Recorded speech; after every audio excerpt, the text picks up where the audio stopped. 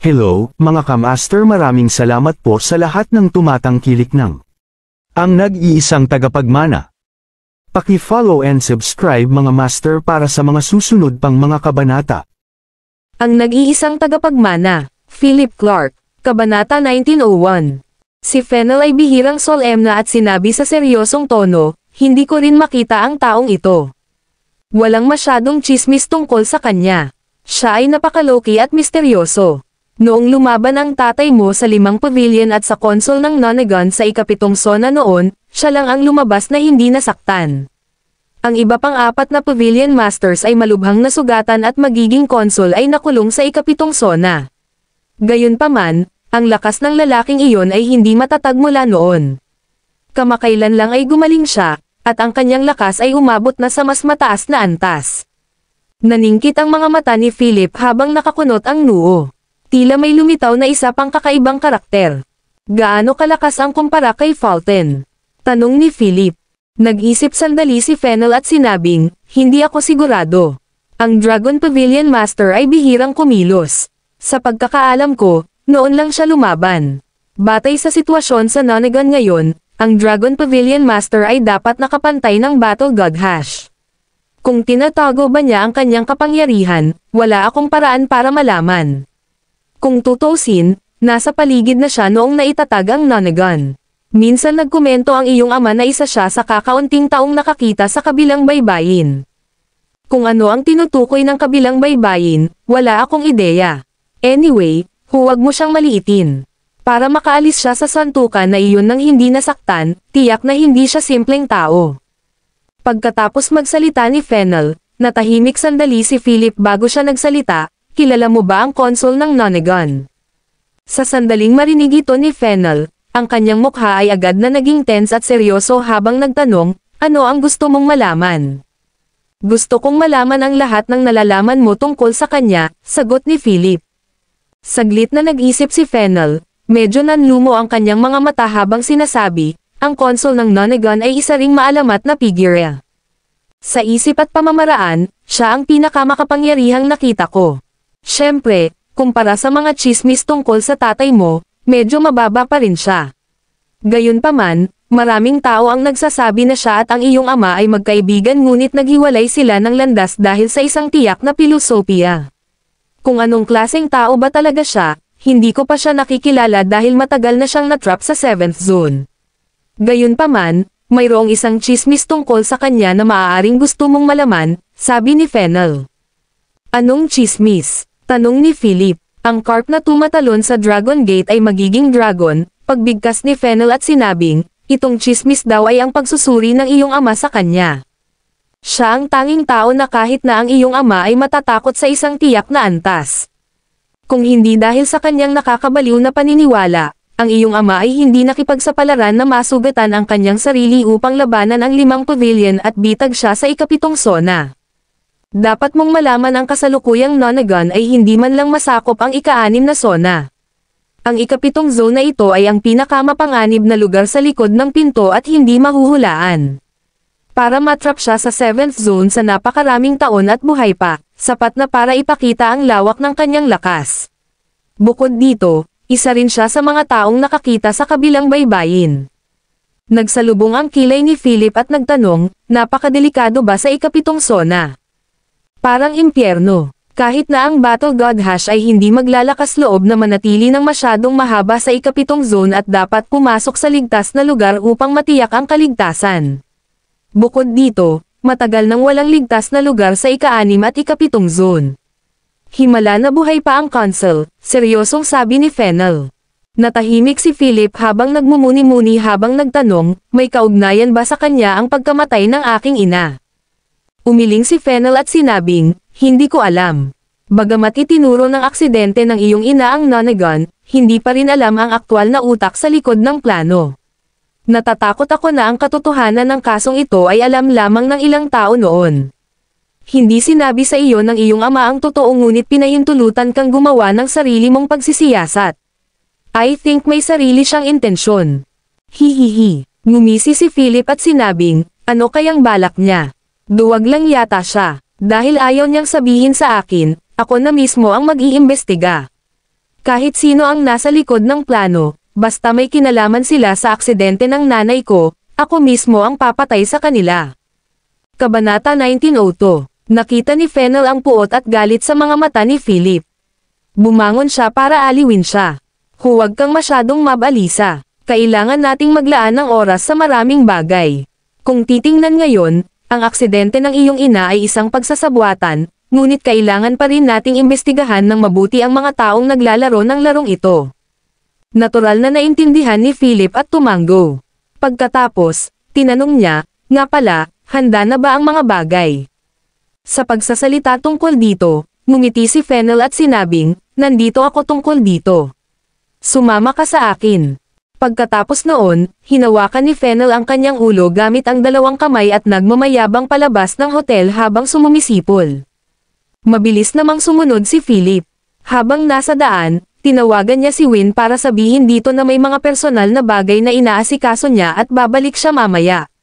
Pagkatapos, tinawagan niya si Ethan at hiniling na protektahan si Win pansamantala.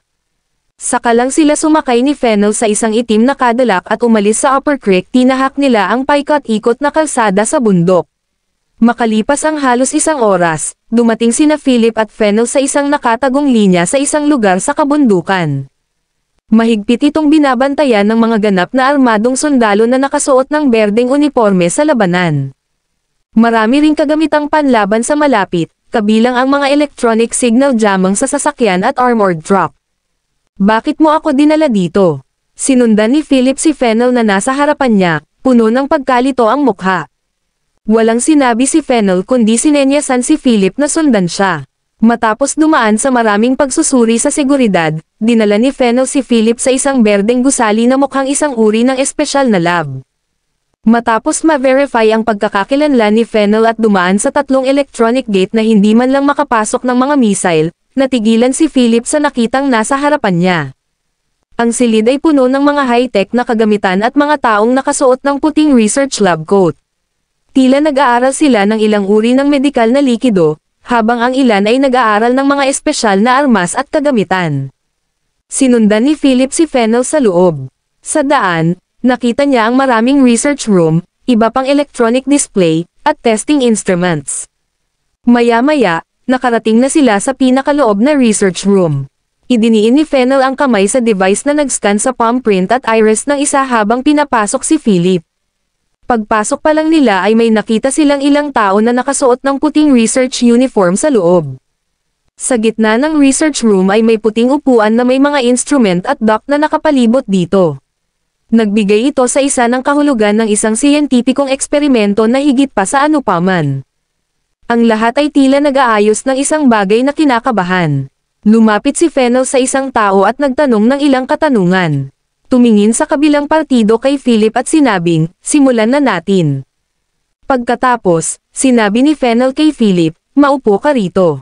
Kailangan muna nating suriin ang nilalaman ng XD factor sa iyong katawan. Si Philip ay medyo nataranto ngunit ginawa niya ang sinabi sa kanya. Lumapit siya, umupo sa upuan, at isinuot ang espesyal na helmet. Pagkatapos, ang kanyang katawan ay natatalo ng kung ano-anong bagay. Pagkatapos noon, isang magandang babae na may mainit na figure ang lumapit. Nakasuot siya ng puting research uniform at black framed glasses. Naka-ponytail ang buhok niya. Hawak niya ang isang vial ng berdeng liquid reagent sa kanyang kamay, malumanay na ngumiti kay Philip, at sinabing, Mr. Clark, inumin mo ito. Kabanata 1903. Tiningnan ni Philip ang berdeng likidong reagent sa kamay ng babae at nagtanong, ano ito? Bahagyang ngumiti ang babaeng nakasuot ng puting research uniform at sumagot, isang test reagent na ganap na magpapagana ng XD factor sa iyong katawan. Kinuha ni Philip ang reagent na iyon at tumingin kay Fennel. Tumango ang kabilang partido, at ininom niya ito sa isang lagok. Agad na pumasok ang malamig na likido sa kanyang bibig, at lumakas ang mapait na lasa. Pagkatapos, nag-react ang katawan ni Philip. Lumitaw ang mga berdeng spot sa kanyang mukha, ang lokasyon ay naiiba sa bawat oras. Naging berde rin ang mga daluyan ng dugo sa kanyang mukha. Kaagad pagkatapos, lumitaw din ang mga berdeng marka sa kanyang leeg at braso. Nagsimulang umilo ng pula ang mga daluyan ng dugo sa kanyang buong katawan bago naging berde. Biglaan, naramdaman ni Philip na may umaalon sa kanyang katawan, at ang pakiramdam na iyon ay lumalakas at mas matindi sa bawat pagdaan ng segundo. Naikuyong niya ang kanyang mga kamao nang mahigpit ang kanyang katawan. Parang uod ang mga ugat sa kanyang noo at leeg. Ito ay isang napakakagimbal-gimbal na tanawin. Sa sandaling iyon, naramdaman ni Philip na may isang espesyal na uri ng enerhiya na malapit nang lumabas sa kanyang katawan. Iniangat niya ang kanyang ulo, tinitigan ang maliwanag na lampara sa kisame, at umungal, "Org." Kaagad, ang kanyang mga mag-aaral ay naging kayumanggi hanggang sa nakasisilaw na puti. Ang kanyang mga mata ay parang ang pinakamaliwanag na kumpol ng mga bituin sa madilim na gabi. Isang nakakatusok na puting liwanag ang bumungad sa buong katawan ni Philip. Ang mga berdeng molekula ng reagent ay nagsimulang dumaloy sa buong daloy ng dugo sa kanyang katawan at nagsimulang sumipsip ng mga posibleng dahilan mula sa kanyang dugo. Sa data monitoring table sa kabilang panig, isang nasa katanghaliang gulang na lalaki na nakasuot ng salamin at tila ang namamahala. Mahinahon niyang sinabi, "Magsimula na tayo." Pagkatapos niyang sabihin iyon, ang mga nakapaligid na kawani ay nagsimulang may sensinang magpakilos ng data at magpatakbo ng mga pindutan. Di nagtagal, nagsimulang magpakita sa gitnang electronic screen ng ilang hindi maintindihang data graph na may pulang porsyento na halaga sa gitna mismo. Nagsimula ito sa 0% at patuloy na tumataas. 5%, 15%, 20%. Nang makita niya ang halaga ng 20%, tense na ang ekspresyon ni Fennel. Ang mga may 20% XD factor ay mga henyo. Gayunpaman, ang halaga ay hindi huminto sa pagtaas. 33%. Banal na she asterisk T. Agad na nagbago ang mukha ni Fennel. 33%. Paano umabot ng 30%? Iilan lang ang alam niya sa mga freak na iyon. Ang ilang mga mananaliksik na naruroon ay labis ding nasasabik na makita ang 33% na halaga. Iyon ay dahil nasasaksihan nila ang pagsilang ng isang hari. Beep, beep, beep. Biglang tumunog ang alarm sa research room. Ang biglang tunog ng alarm ay nagpapatarante sa lahat ng mga tauhan. Nanginig din si Fennel at mabilis na nagtanong, ano ang nangyayari? Ang nasa katanghaliang gulang na mananaliksik sa salamin na nangangasiwa sa mga bagay ay puno ng pagkabigla at pananabik. Sa isang excited na ngiti, itinulak niya ang kanyang salamin at sinabing, malapit nang mangyari ang isang himala. Himala, natarante si Fennel at ibinaling ang tingin kay Philip na nakaupo sa upuan. Natense siya lahat. Sa oras na ito, ang circuit ng utak ni Philip ay sumasailalim sa matinding pagbabago. Biglang bumungad sa kanyang katawan ang mas malakas na aura. Ang lahat ng mga lamp sa buong research room ay sumabog sa sandaling iyon. Marami sa mga nakapaligid na instrumento ang nagsimulang manginig bago mag-malfunction. Unti-unting umalis ang buong katauhan ni Philip mula sa kanyang kinauupuan. Para siyang nakabulag na puting bola ng liwanag ngayon. Sa pinakasentro na electronic display, biglang tumaas ang halaga ng 33%. 40%. 50%. Hindi pa tapos. 70%. 78%. 85%. Sa huling sandali. Kabanata 1904. 100%. Boom. Sa sandaling umabot sa 100% ang halaga, isang pulang alerto ang lumitaw sa electronic screen bago ito biglang sumabog. Kaluskos. Sa isang iglap, nagkapira-piraso ang lahat ng instrumento sa buong research room. Ang lahat ng mga mananaliksik ay nakayuko sa lupa sa sandaling iyon. Sa kwarto, si Fennel lang ang sumugod at humawak kay Philip na nahulog mula sa mataas na lugar. Matagal nang napalitan ng pagkakabigla ang ekspresyon ni Fennel. Hindi niya inaasahan na ang antas ng XD factor sa katawan ni Philip ay talagang aabot sa hindi pa nagagawang 100%. Isang perpektong akma, siya ang napili. Kasabay nito, dahil sa mga abnormal na pagbabago na naganap sa research room dito, isang invisible energy fluctuation ang sumugod mula sa research room papunta sa labas ng mundo. Ang pagbabago-bago ng enerhiya na ito ay tumpak na nakuha ng ilang mga satellite sa kalawakan. Sa pinakamalapit na binabantayan Energy Analysis Research Room sa Nonagon Building. Sa sandaling ito, puno na ito ng mga tao. Maging ang 5 Pavilion Master ay kasama nila. Lahat sila ay nakatingin sa asol na electronic display sa gitna. Ang halaga ng 100% ay malinaw na ipinakita. Huminga ng malalim ang lahat. Sa Dragon Pavilion Master bilang pinuno, isang malabong ngiti ang lumitaw sa kanyang malalim na mga mata. Habang nasa likod ang mga kamay niya, parang may iniisip siya. He muttered under his breath, kaya matagal mo siyang pinrotektahan dahil dito. Anomalya talaga ang mag-ama sa mundong ito. Sana hindi mo na ako pababayaan sa pagkakataong ito. Gusto kong makita kung ano ang gagawin mo. Ang Tiger Pavilion Master sa likod niya ay tumingin sa halaga na may pinakamaraming pakikipagtalo sa kanyang mga mata at sinabing, mukhang lumitaw ang isa pang pagbabago ng panahon. Si Chandler Curtis, ang master ng Turtle Pavilion, nakasimangot na may pag-aalala sa mukha. Sa sandaling ito, sa pinakahilagang kanlurang rehiyon ng teritoryo sa nababagsak na mga bundok. Cockley Mountain, ang unang sagradong bundok sa bansa. Marami itong alamat at matagal nang umiral. Ito ay isang lugar na nababalutan ng mga misteryo. Sa col ng Cockley Mountain, 2 matataas na bundok na natatakpan ng nyebe at yelo sa buong taon ay bumuo ng natural na barrier ng kanyan. Mula sa malayo, ang kanyan na nabuo ng 2 napakatarik na bundok na natatakpan ng nyebe ay kahawig ng pasukan ng isang higanteng bukas na tarangkahan na tumataas sa mga ulap. Sa unahan ng kanyan na ito ay isang napakalaking gate na ilang kilometro ang haba na gawa sa matayog na konkreto at bakal. Sa itaas ng pader na pintuang ito ay may mga mandirigma at mga alagad na nagbabantay. Bukod dito, mayroong malalaking kanyan. Ang pader na gate ay kasing taas ng 100 metro at 12 dosenang metro ang lapad. Ito ay hindi makataong posibleng makalusot. Sa sandaling ito, naglalabas-masok ang mga espesyal na sasakyan sa pamamagitan ng higanteng tarangkahan.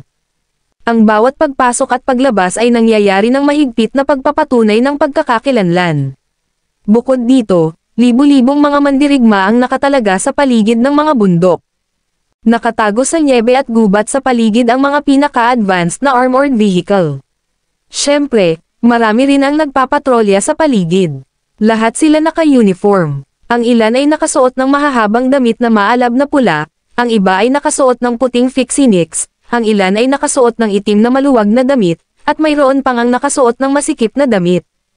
Ang mga taong ito na naglalakad sa loob at labas ng malalaking kulay abo na pader mula sa likod ng walang katapusang manyebe na puting kanyan ay hindi nabalisa ng matinding malamig na lamig dito. Ang pinto, sa likod ng modernong depensibong pader na ito, binabantayan ng Nonagon ang mga labi ng isang sibilisasyon ng isang panahon. Sa likod ng kanyong ito na puno ng misteryo ay ang tanging paraan upang makapasok sa likod ng pinto. Kabanata 1905. Sa likod ng kanyan ay isang malaking pabilog na lugar na may isang gusali na parang sinaunang altar sa gitna. Ang altar ay hinukit ng lahat ng uri ng hindi malinaw at hindi maintindihan na sinaunang ron. Ang altar ay may 9 na hakbang, at ang gitna ng altar ay isang malaking bilog na slab. Ang stone slab na ito ay parang isang bagay na wala sa mundong ito, sinaunang at malalim. Medyo punit-punit ito ngunit ang malabo at mahiwagang mga simbolo sa ibabaw nito ay parang isang serye ng mga di matako na mural, na naghahatid ng isang bagay sa mundo. May mga ukit ng mga tauhan mula sa mga alamat at kwentong kilala ng mga modernong tao, pati na rin ang maraming pattern at simbolo na hindi alam ng modernong mundo. Mayroong kahit ilang mga figure at grupo ng arkitektura na hindi pa lumitaw sa kasaysayan. Sa sandaling ito, ang altar ay biglang umugoy ng ilang beses, na nagdulot ng avalanche sa nakapalibot na mga bundok na nababalutan ng nyebe. Pagkatapos, ang malamig na tawanan na puno ng hinanakit ay tumunog sa bakanteng lugar na ito. Ha ha ha, mabuti para sa iyo, Roger Clark. Kaya lahat ng pagkana mo ay para sa kanya. Siya ba ang panimulang punto sa iyong mga mata? Tulad ng isang multo, ang boses na ito ay naglalaman ng matinding puot at galit. Kasabay nito, sa isang isla na malayo, Arcadia Island. Dito matatagpuan ang unang mayamang pamilyang Clark. Sa sandaling ito, sa loob ng malaki at marangyang puting kastilyo sa pinakamataas na punto ng isla. Sa isang lugar sa madilim na silong ng kastilyo sa ilalim ng lupa, isang figurang puno ng mga pagbabago ang nakatayo sa harap ng isang mural sa sandaling ito. Ang lugar na ito ay napapaligiran ng lahat ng uri ng anti-gang kasangkapan. Sa sandaling ito, Ang mga figure ay nakasandal sa isang naglalakad na tungkod. Parang may kung anong naramdaman sa puso niya, bigla siyang napalingon. Sa kanyang magulong mga mata, isang pilak na kislap ang biglang kumislap, at ang kanyang linya ng paningin ay tila tumagos sa basement na ito ng direkta sa isang tiyak na lugar. Then, a cold smile appeared at the corner of his mouth as she said faintly, "Dahil nakulong ka na dyan, bakit hindi ka na lang doon? Huwag mag-alala tungkol sa mga makamundong gawain." Sa kabilang panig, sa altar sa Cockley Mountain, isang pangungusap ang lumutang sa dilim. "Roger Clark, hindi ako malayong makawala sa bitag. Hindi na ako makapaghintay na makita kung ano ang inihanda mo sa lahat ng mga taon na ito." Biglang sumulong ang mga figure sa basement ng puting kastilyo sa Arcadia Island. Sa hakbang na ito, tila umiikot ang paligid. Malaki ang pinagbago ng tanawin. Sa susunod na sandali, ang figurang ito ay nakatayo sa altar ng Cockley Mountain, at ang kawalan ay tila umaalon sa mga ethereal na alon. Isang hakbang na umaabot ng 1,000 milya. Ang paggamit na ito ng mga spatial na pagsusuri ay talagang kamangha-mangha. Matagal nang nalampasan nito ang secular na kahulugan. Ito ang lakas ni Roger Clark. Sa sandaling ito, nag-init ang kanyang mga mata. Tulad ng isang natutulog na gintong dragon, dahan-dahan niyang iminulat ang kanyang mga mata at tinitigan ang malaking pabilog na slab sa altar.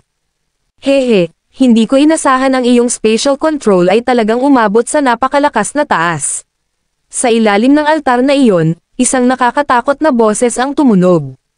Tumayo si Roger sa itaas ng altar at mahinang nagsabi, "Ikaw at ako ay parehong taong nakakita sa kabilang panig. Bakit obsessed ka pa rin?" Nahuhumaling ako. Ang mundong ito ay hindi kumpleto.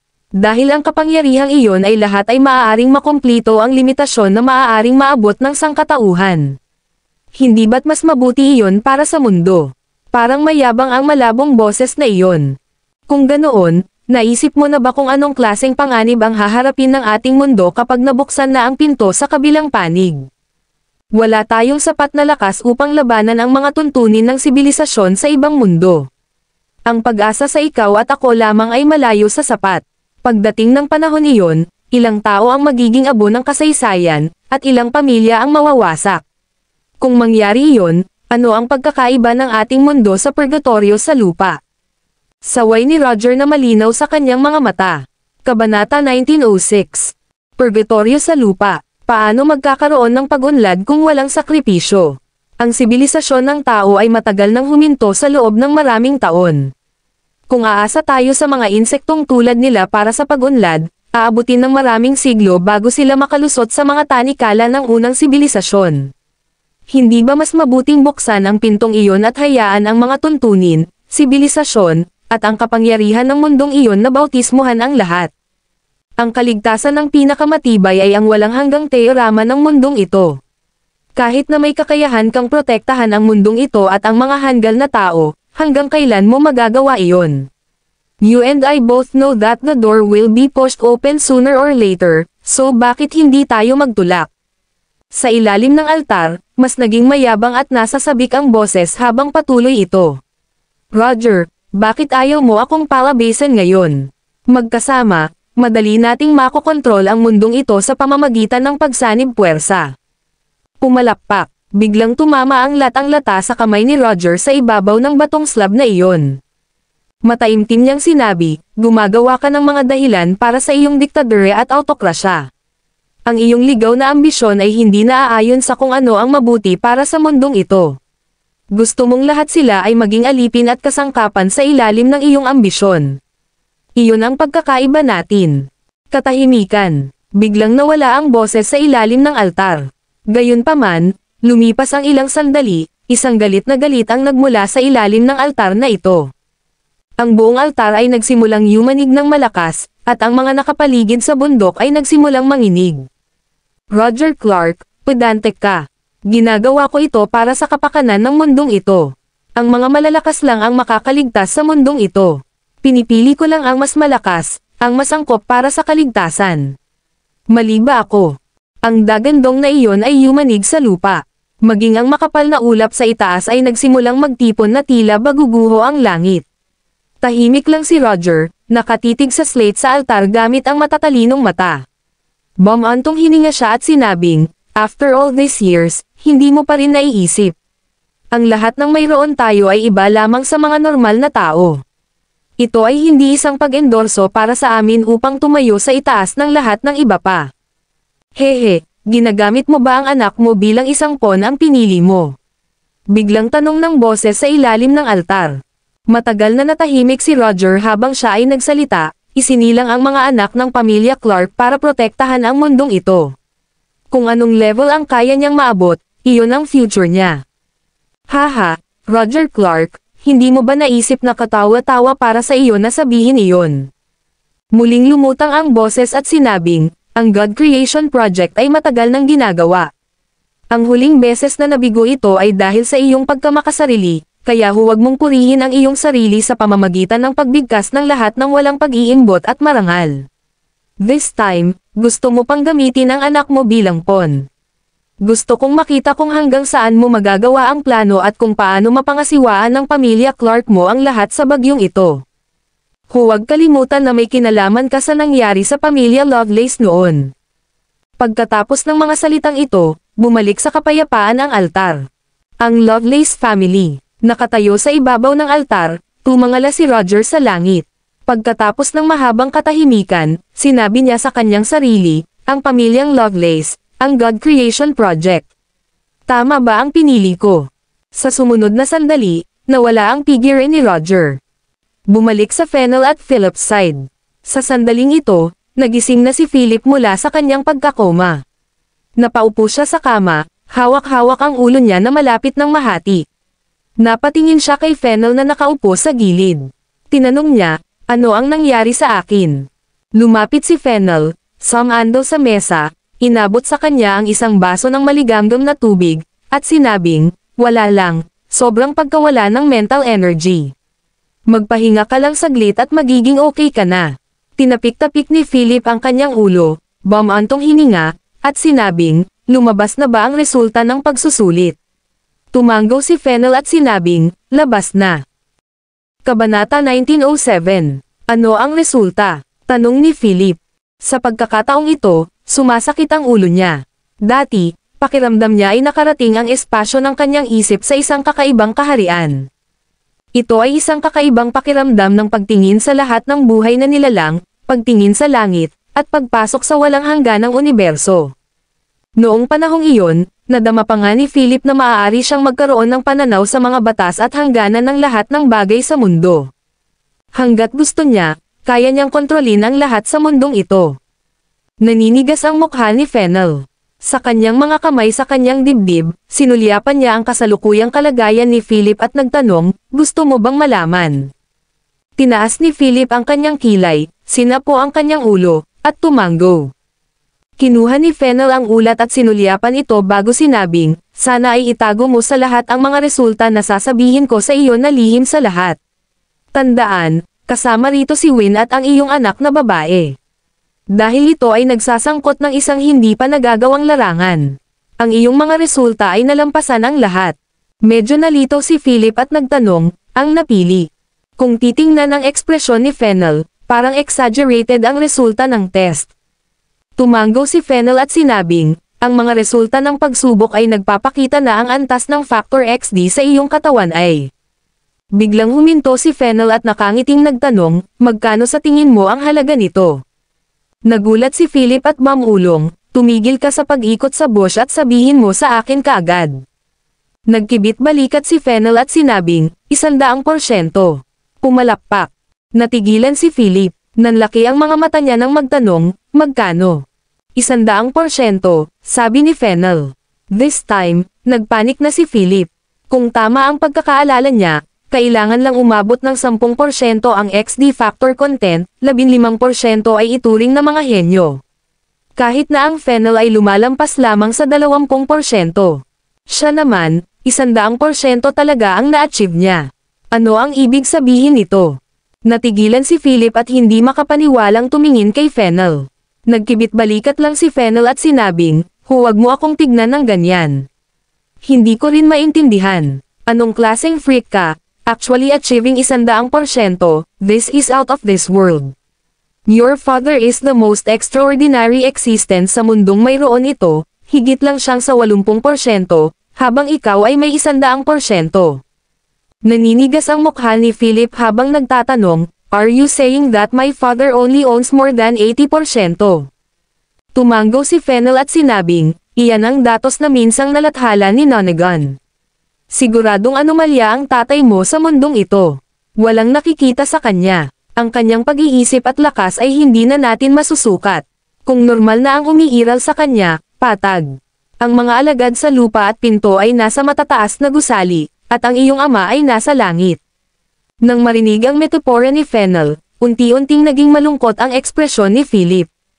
Pinisil niya ang kanyang kamao. Mayroon pa ring ilang mga side effect ngayon.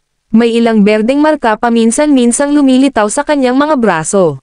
100%. Paano ito nangyari? Biglang parang may naisip si Fennel at same time na sinabi, "Baka may paliwanag na makakasagot kung bakit may 100% level ng factor XD sa katawan mo."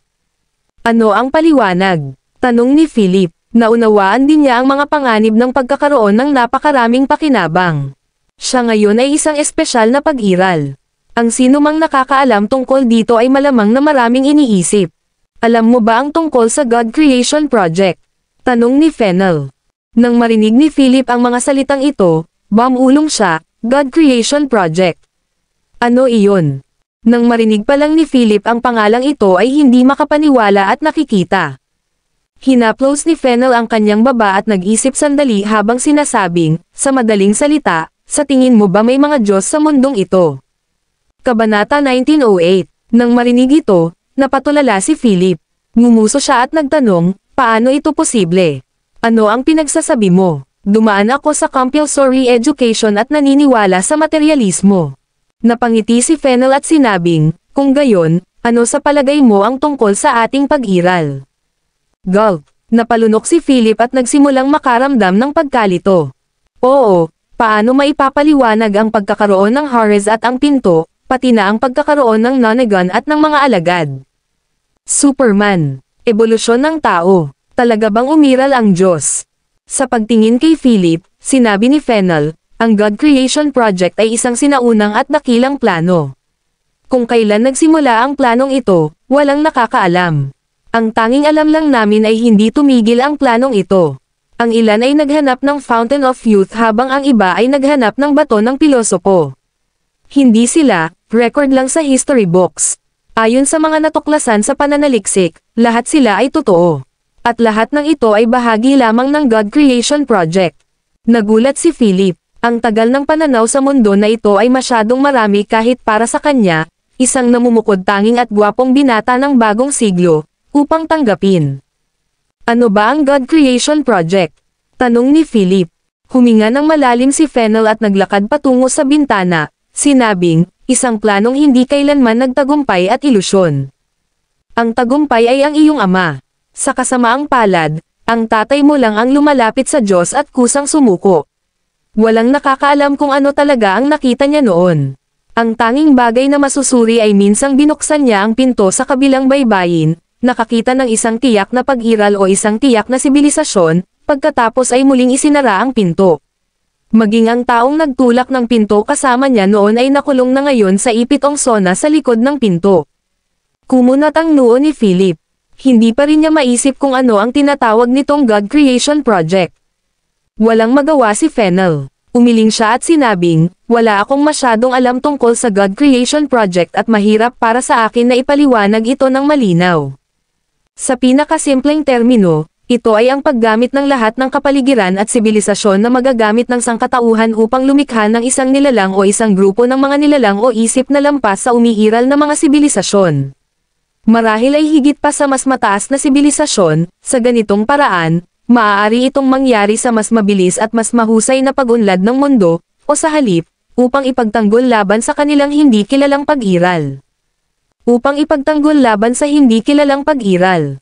Lalong naguguluhan ngayon si Philip. Ang God Creation Project ba ay para lamang labanan ang kanilang hindi kilalang pag-iral? Bahagyang tumango si Fennel at sinabing, ito ay isa pang paraan ng pagsasabi na ang God Creation Project ay protektahan ang sibilisasyon ng tao. Sinasabi na balang araw, magkakaroon ng isang espesyal na pag-iral na magiging banta sa kasalukuyang sibilisasyon ng tao. Bago iyon, dapat tayong bumuo hanggat maaari upang lumikha ng ating lakas.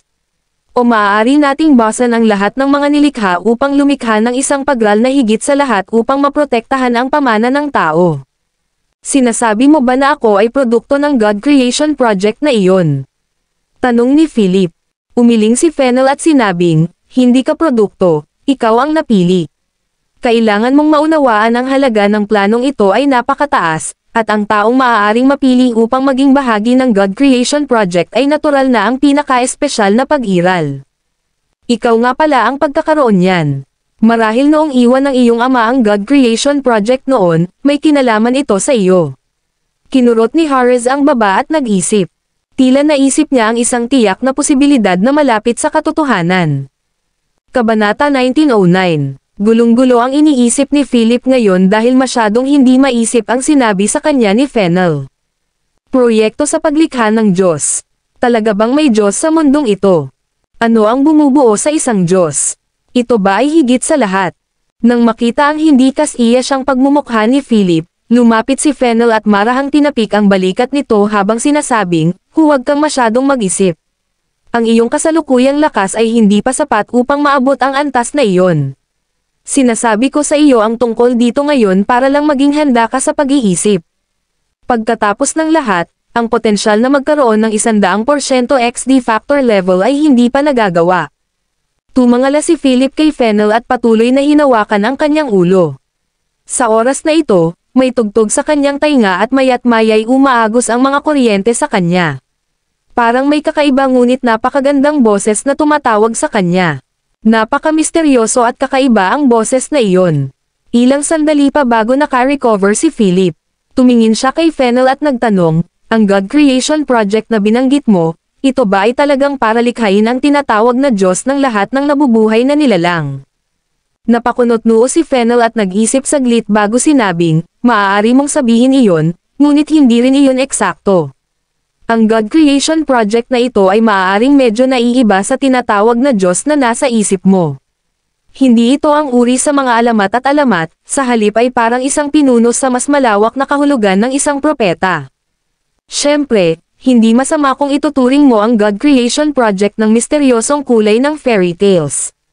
Pagkatapos ng lahat, ang sinaunang at engranding planong ito ay hindi kailanman nagtagumpay. Hindi natin alam kung sino ang nagmumungkahi ng planong ito sa simula, lalo na kung kailan matatapos ang planong ito. Marahil ito ay isang alamat lamang, isang pantasya na nag-uudyok sa sibilisasyon ng tao na sumulong. Medyo nalungkot si Fennel nang matapos siyang magsalita. Tumango si Philip, lumipas ang ilang minuto, umalis na siya sa lounge kasama si Fennel. Ang susunod na hakbang ay upang mapaunlad ang iyong potensyal. Since you have 100% potential, it should be quick, sabi ni Fennel habang nauuna, dinala si Philip sa isang maluwag na kwarto. Ang silid na ito, na sumasaklaw sa isang lugar na humigit kumulang daan-daang metro kwadrado, ay isang pabilog na istruktura na nahahati sa 8 lugar ay napuno ng mga tao sa mga talakayan o pagsasanay. Nakapagtataka, nakita talaga ni Philip ang mga apoy na umuusbong mula sa mga kamay ng kanilang mga tao, pati na rin ang hitsura ng pagkamangha at pananabik sa kanilang mga mukha. Ang ilang mga tao ay maaaring mag-levitate ng mga metal na gamit ang kanilang mga kamay. Ang iba ay may hawak na sibat sa isang hiwalay na training cabin at inihagis ito sa holographic projection ng mga tao. Yung mga nandoon ay nakamodel lahat sa training module ng unang zone sa Nonagon. Ito ay nagtuturo sa kanila na kontrolin ang bagay at enerhiya. Naglakad si Fennel habang nagpapaliwanag kay Philip, na patuloy na namumula ang mukha sa pagkamangha. Si Philip ay surging sa kaguluhan ngayon. Parang sa Hollywood blockbusters lang lumabas ang mga ganitong eksena. Ito ay tiyak na wala sa mundong ito. Ang modernong bersyon ng Avengers o Fantastic Four. Nandoon ang physical training. Ang ilang mga tao ay hindi angkop na kontrolin ang bagay, ngunit sila ay ipinanganak na may mga espesyal na pisikal na kakayahan, mataas na kadaliang kumilos, liksi, o marahil ay kapangyarihang sumasabog. Itinuro ni Fennel ang mga taong patuloy na naghahadges ng mga javelin sa training cabin na iyon at nagpaliwanag. Patuloy na sinundan ni Philip si Fennel. Kahit saan siya tumingin, lumitaw ang mga kamanghamanghang eksena. Hindi nagtagal, dinala ni Fennel si Philip sa isang cabin. Nakatayo sa harap ng. Sila ay isang medyo may edad na lalaki na nakasuot ng itim na damit at salamin. Napakapino niyang tingnan, para siyang guro sa isang magic academy. Itinaklap ng kabilang partido ang kanyang mga kamay at mukhang yumoko kay Fennel habang sinasabing, President Lay. Tumanggaw si Fennel at tinapik ang balikat ng medyo may edad na. Lumingon siya kay Philip sa likod niya at nagpakilala, ito ang instructor dito. Tuturuan kanya kung ano ang susunod na gagawin. Bahagyang tumanggaw si Philip sa kabilang partido bago niya hinayla si Fennel sa gilid at nakipag-date ng may kainahinala, bakit ka Presidente Lay? Ano nga ba ang lugar na ito? Hindi ba't sinabi mo na ang mga alagad ay nag-aaral at nagsasanay sa Nonagon at sa likod ng pinto? Bakit ganito ang lugar? Natawa at nagkibit-balikat si Fennel habang sinasabing, this is an institution I founded. Nag-recruit ako ng ilang medyo may kakayahan na mga lalaki. Sino ang nagsabi sa iyo na ang Nonagon lamang ang maaaring pumili ng mga alagad sa mundong ito? Kahit sinong hari ng mga alagad ay maaaring magkaroon ng mga alagad.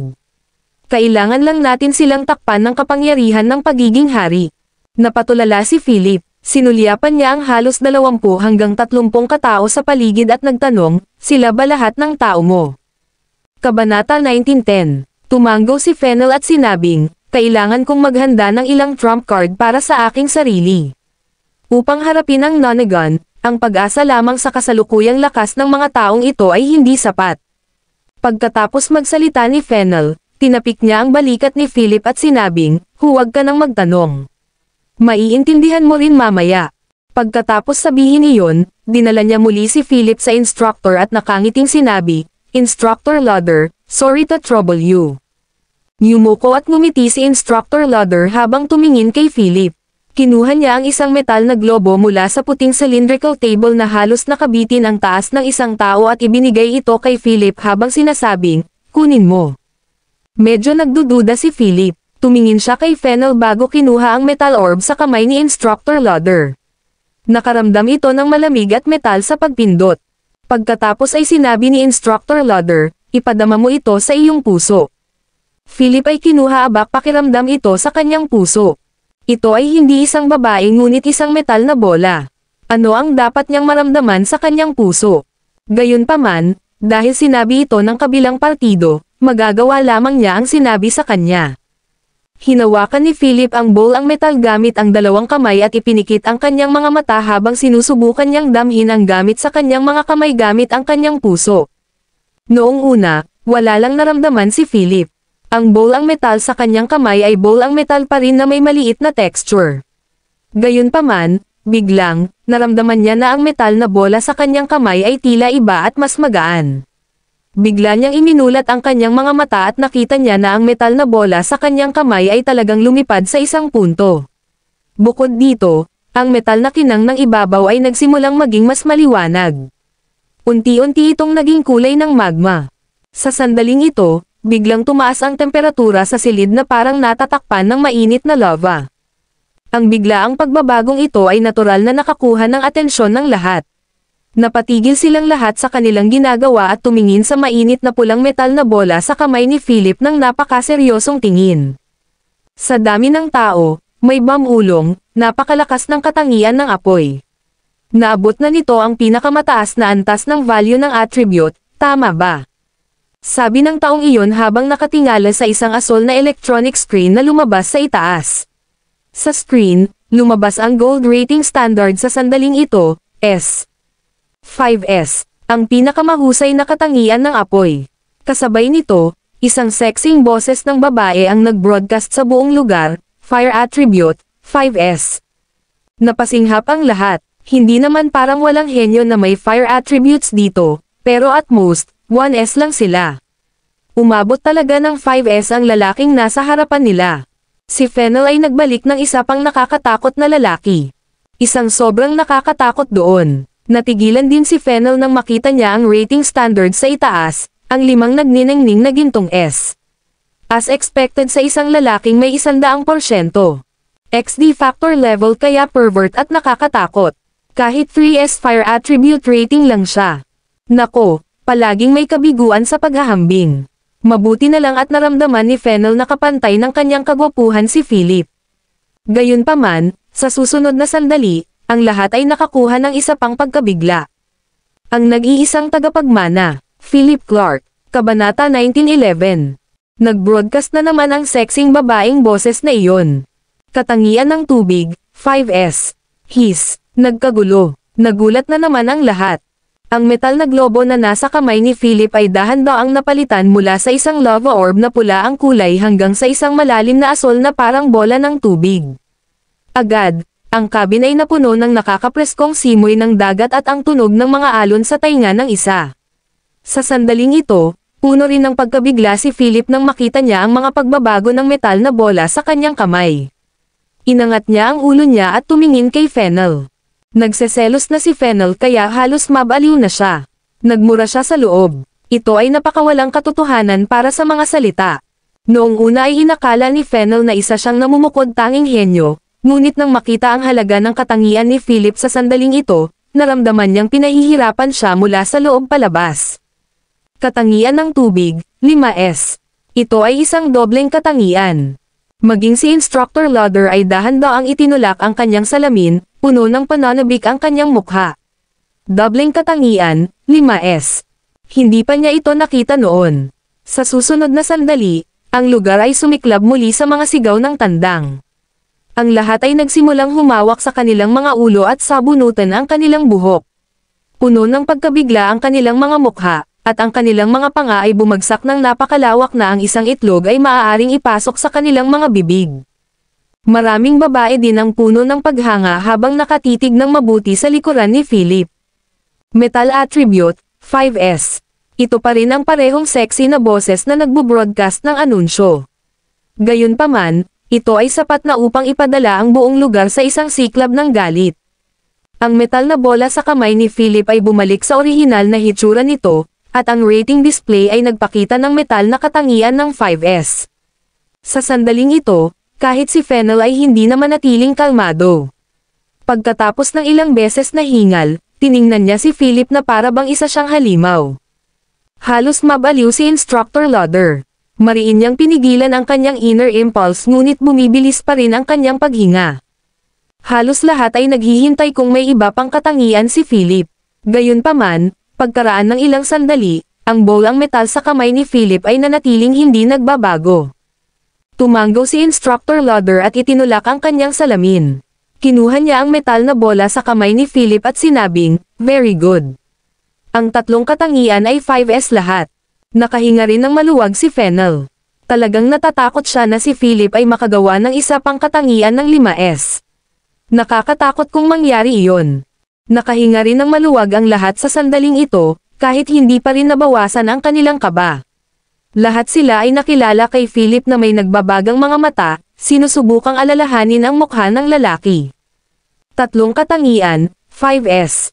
Walang alinlangan, siya ay isang henyo sa mga henyo, isang pervert sa mga pervert. Maging si Fennel Lay ay mayroon lamang dalawang katangian.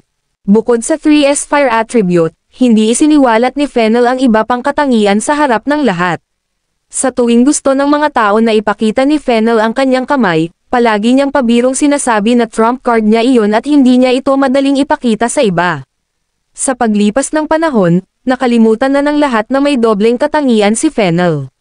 Ngayon, biglang lumitaw ang isang lalaking may tatlong attribute at lahat ng 5S ratings.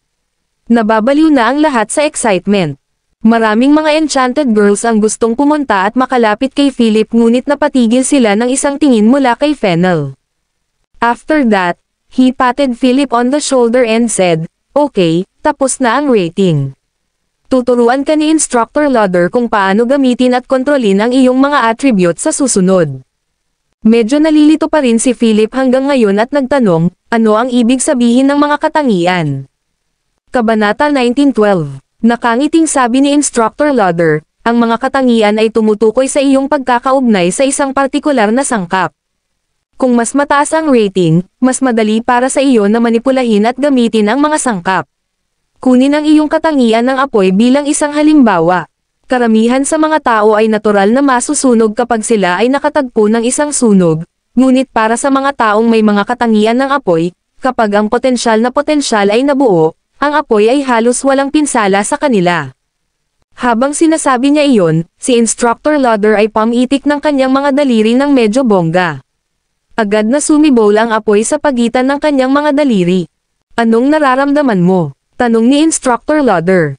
Tinitigan ni Philip ang apoy sa pagitan ng mga daliri ni Instructor Lauder at nakakunot ang noo habang sinasabing, parang pakiramdam ko, para akong bagong panganak na sanggol, napakasaya at masigla. Nagulat si Instructor Lauder bago ito tumawa at sinabing, "Hey baby. This is the first time I heard this metaphor, pero siguro kung ano ang nararamdaman mo." Sa sinabi nito, sinenyasan ni Instructor Lauder si Philip na iunat ang kanyang kamay. Pagkatapos, inilipat niya ang tumitibok na apoy sa pagitan ng kanyang mga daliri sa mga daliri ni Philip. Sa sandaling iyon, ang bola ng apoy na iyon ay mahimalang nakatayo sa pagitan ng mga daliri ni Philip. Ang nagninangas na apoy ay tila nakatagpo ng isang kamag-anak, at ang mga pumipintig na apoy ay naging partikular na nasa sabik. Natural na nakita rin ni Instructor Lauder ang pagbabago sa sunog. Ang bola ng apoy na kasing laki ng isang kuko ay tila may napakalaking lakas at handa nang umalis. Ready to go. Kaagad, tila napagtanto ni Instructor Lauder ang isang bagay at mukhang lubhang na alarma. May gusto agad siyang gawin pero huli na ang lahat. Ang mga apoy sa pagitan ng mga daliri ni Philip ay agad na tumaas at naging isang nagninangas na bola ng apoy na may puff. Parang gusto nitong sunugin ang cabin hanggang malutong. Bukod dito, ang malaking apoy na iyon ay biglang naging isang umuungal na leon. Ang nakakapasong alon ng hangin ay dumaan sa buong cabin sa isang iglap. Ay hindi, nagdilim ang mukha ni Instructor Lauder. Itinaas niya ang kanyang kamay at binalot ng ulap ng malamig na hangin sa kanyang palad ang apoy na tumalon na mula sa mga daliri ni Philip. Sa isang iglap, ang nagyayelong malamig na hangin ay bumangga sa mga apoy at nagdulot ng mainit na tunog. Kaagad pagkatapos, ang buong cabin ay napuno ng puting singaw ng tubig. Ang lahat ay tumakbo palabas ng cabin helter-skelter, nanunood habang ang buong cabin ay napuno ng ambon. Medyo nahihiya si Philip at patuloy na humingi ng tawad sa lahat. Nagtawanan sila at walang sinabi. Sa halip, binigyan nila siya ng friendly thumbs up at pinuri siya, "Galing, tao. Ikaw ang unang taong gumawa ng ganoong kaguluhan. Aalisin ko ang aking mga sombrero para sa iyo. Oy, sabay tayo mag-aral in the future. Ipapakilala kita sa ilang babae. Isama mo ako. Mayroon akong malaking kapasidad at maraming hitsura din." Tumawa si Philip at mabilis na lumapit sa lahat. Sa kabilang banda, tumingin si Instructor Lauder sa cabin at itinulak ang kanyang salamin. Sinulyapan niya si Philip na masayang nakikipag-chat sa lahat at lumingon para tanungin si Fennel na nasa tabi niya, "President Lay, mas marami talaga siyang attributes. Bakit mo hiniling sa akin na ihinto ang proseso ng rating? Huwag mong itanong ang hindi mo dapat itanong. Gawin mo lang ng maayos ang trabaho mo. Ang lahat ng data tungkol sa kanya ay dapat confidential." Seryosong sabi ni Fennel habang nakatingin kay Philip. Tumanggo si Instructor Lauder at sinabing, "Naiintindihan ko." Makalipas ang kalahating oras, umalis si Fennel at Philip sa lugar na ito. Bago siya umalis, binigyan ni Instructor Lauder si Philip ng isang libro na tinatawag na Fundamentals for Disciples. Binasa ni Philip ang ilang pahina. Ang lahat ay tungkol sa pagpapakilala ng mga disipulo at ang espesyal na kapangyarihan sa likod ng pinto, na sinusundan ng paliwanag kung paano gamitin ang mga katangian upang manipulahin ang material at enerhiya sa katotohanan. Nagbasa si Philip ng 10 minuto at nagsimulang makaramdam ng pagkahilo. Ang impormasyon ay masyadong malalim, o sa halip, masyadong hindi kapanipaniwala. Kaya naman, isinara niya ang libro, ipinatong ang ulo sa kanyang mga kamay, at tumingin sa tanawin sa labas ng bintana ng sasakyan. Natural na napansin ni Fennel ang pag-aalala ni Philip at nagtanong, "Ano ang iniisip mo?" Huminga ng malalim si Philip at sumagot, "Iniisip ko kung ano ang pinagdadaanan ko ngayon, kung ano ang isang disipulo, at kung ano ang mundo at kapangyarihan sa likod ng pinto." Kabanata 1913. Napangiti si Fennel at sinabing, "Nasa kalagayan ako noon gaya mo ngayon. Nang malaman ko ang tungkol sa pinto, gumuho rin ang pananaw ko sa mundo. Maraming bagay na sa tingin natin ay ilusyon ay talagang umiiral. Lumingon si Philip kay Fennel at nagtanong, hindi mo ba iniisip ang mga bagay na ito ay higit pa sa naiintindihan ng mga tao ngayon? Nagkibit balikat si Fennel at sinabing, ano naman? Ito ay tulad ng mga tao noong panahon ng medieval. Hindi nila maintindihan ang mga high-tech na tulad ng mga cellphone, kotse, at satellite na mayroon tayo ngayon. At saka, fairy tales tungkol sa paglipad sa buwan. Hindi pa ba ito napagtanto ngayon? Patuloy ni Fennel, pangatlo, iba. Hindi natin magagamit ang ating kasalukuyang pananaw upang tingnan ang pag-unlad sa hinaharap. Noong nakaraan, nadama ko rin na ang gayong espesyal na kapangyarihan ay higit sa mundo, isang banal na kapangyarihan. Pero pagpasok ko sa pinto, napagtanto ko na ganito na pala ang mundo. Kaya lang nahiwalay tayo dito at naging mangmang. Lumingon si Philip kay Fennel at nagtanong, ano ang ibig mong sabihin? Humalaklak si Fennel at sinabing, lahat ng bagay sa mundo ay may halaga at katwiran. Kung ang mga tao ay maaaring gumamit ng mga kasangkapan at lahat ng iba pang magagamit, bakit hindi natin magagamit ang ating mga katawan? Dahil ba sa hindi natin kaya, o nililimitahan ba natin ang ating sarili sa paggawa nito? Nang marinig ito, kumirot ang puso ni Philip. Biglang parang naliwanagan siya. Pagkatapos ng maingat na pagsasaalang-alang, gayunpaman, ang pag-iisip ay nawala muli sa kanyang isipan. Dagdag pa ni Fennel, huwag kang masyadong mag-isip. Nalantad ka sa isang bagay na hindi mahawakan o maintindihan ng mundo. Matuto ka lang na gamitin ito. Huminga ng malalim si Philip. Nagliwanag ang kanyang tingin, at tumanggaw siya bilang tugon. Hindi nagtagal, bumalik sila sa Upper Creek. Direktang bumalik si Philip sa hotel. Nakatulog na si Win. Maingat siyang naglakad papunta sa higaan ni Win, tumingin kay Win na nakatagilid, at marahas na tinakpan ito ng manipis na kumot. Ang ganda pa rin niya gaya ng dati.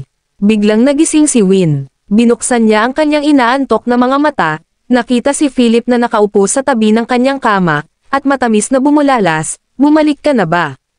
Pagkatapos, umupo siya sa tulong ni Philip. Ngumiti si Philip at sinabing, ano ang ginagawa mo? Napangiti si Win habang nakatingin kay Philip at sinabing, hindi ako makatulog, miss na kita. Ngumiti si Philip at tinapik si Win sa ilong niya. Tapos, yumuko siya at nilagay ang tenga niya sa tiyan ni Win. Lumipat siya, natatawang sabi ni Philip. Marahang hinaplos ni Win ang ulo ni Philip gamit ang kanyang kamay at sinabing may matamis na ligaya ng ngiti, sumama ka sa akin para sa check-up ng pagbubuntis bukas. Nabanggit ng doktor noong huling pagkakataon na mayroon pang 2 buwan bago ang huling petsa. Tumayo si Philip at tumanggo, sige, sasamahan kita bukas. Pagkasabi nito, seryoso siyang tumingin kay Win at biglang sinabing, Winnie, pagkatapos ng pregnancy check-up bukas, uuwi na kita. Bahay. Saglit na natigilan si Win habang sinabing, naresolba mo na ba ang lahat sa Riverdale? Umiling si Philip at malumanay na sinabi, hindi Riverdale, ang tahanan ko. Pumalakpak. Agad namang nanlamig ang mga mata ni Win habang nakatitig ng mabuti kay Philip. Sa wakas ay iuuwi na siya ni Philip. Sa sandaling iyon, makitang basa ang mga mata ni Win habang pamatak ang mga luha sa gilid ng kanyang mga mata. Umikot ang kanyang tingin habang nagtatanong. Seryoso ka Philip? Lumapit si Philip, pinunasan ang mga luha sa gilid ng kanyang mga mata, at sinabing tumanggo, oo, minsan nangako ako sa iyo na talagang gagawin kitang pinakamasayang babae sa mundo. Hahayaan kong maging munting prinsesa din si Mila.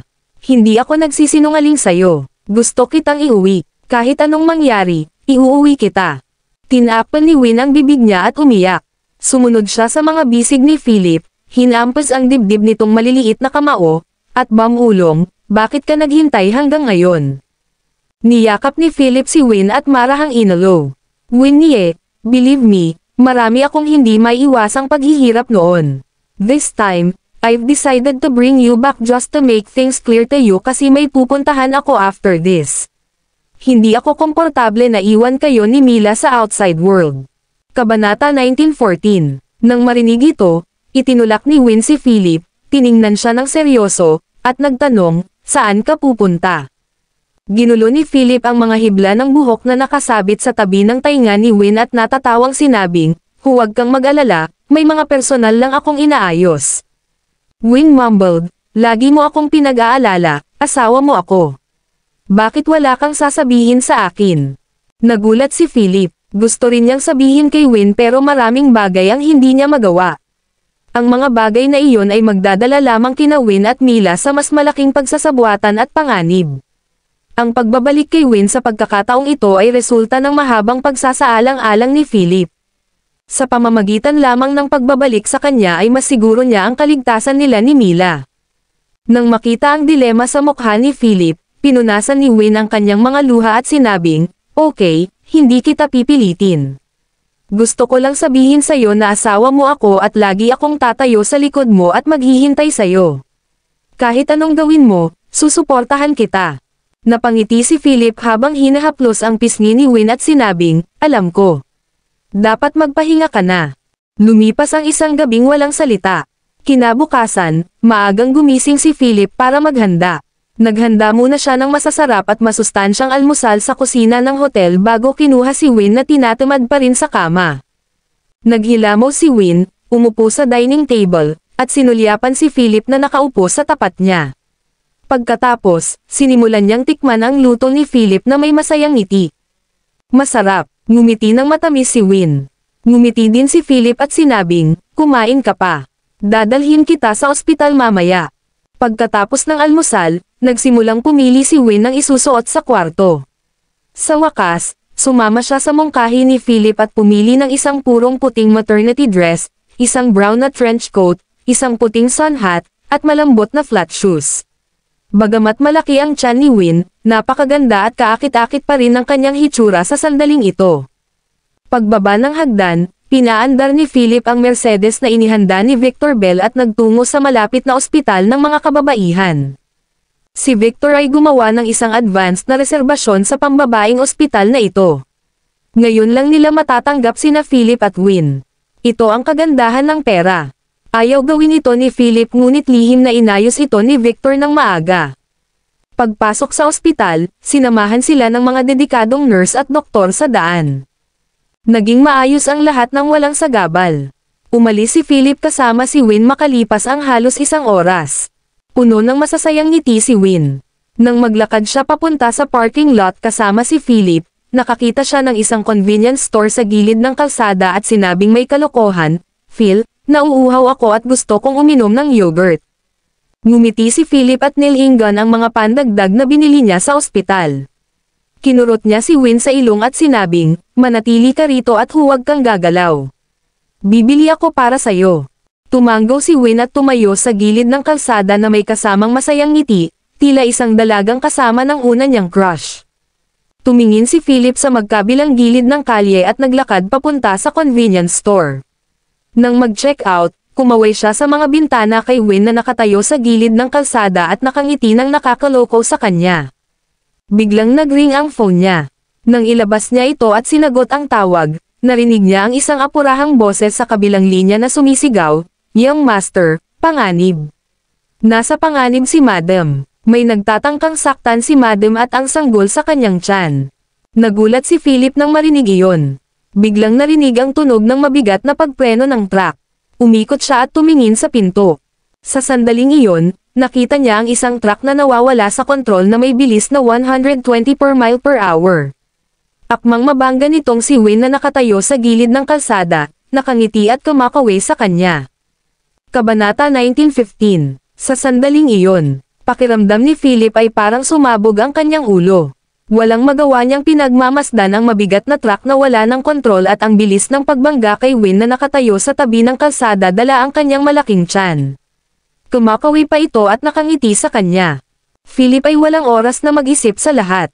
Buong lakas niyang itinulak ang salamin na pinto ng convenience store at sumugod kay Win. Sa sandaling iyon, napagtanto niya na ang maikling distansya na 10 metro ay parang isang hindi malulutas na bangin. Masyado siyang malayo sa kanya. Namumula ang kanyang mga mata habang nakatitig sa mabigat na truck na malapit nang bumangga kay Win. Iwagayway niya ang kanyang mga braso ng hysterical at umungal. "Tumakbo ka, takbo." Sa sandaling iyon, Napansin din ni Win ang mabigat na truck na parating para sa kanya. Sa sandaling iyon, mabilis na nagdilat ang kanyang mga mag-aaral. Dahan-dahan siyang lumingon kay Philip, na nagmamadaling lumapit sa kanya. Tumulo ang luha sa kanyang pisngi sa isang iglap. May ilang segundo lang siya para magpaalam. Pinagmamasdan ni Philip ang mabigat na truck na mabilis na nagmamaneho, halos bumagsak. Gayunpaman, sa kritikal na puntong ito, isang itim na Cadillac ang lumapit sa napakabilis at tumama sa mabigat na truck. Boom! Isang malaking pagsabog ang umalangaw-ngaw.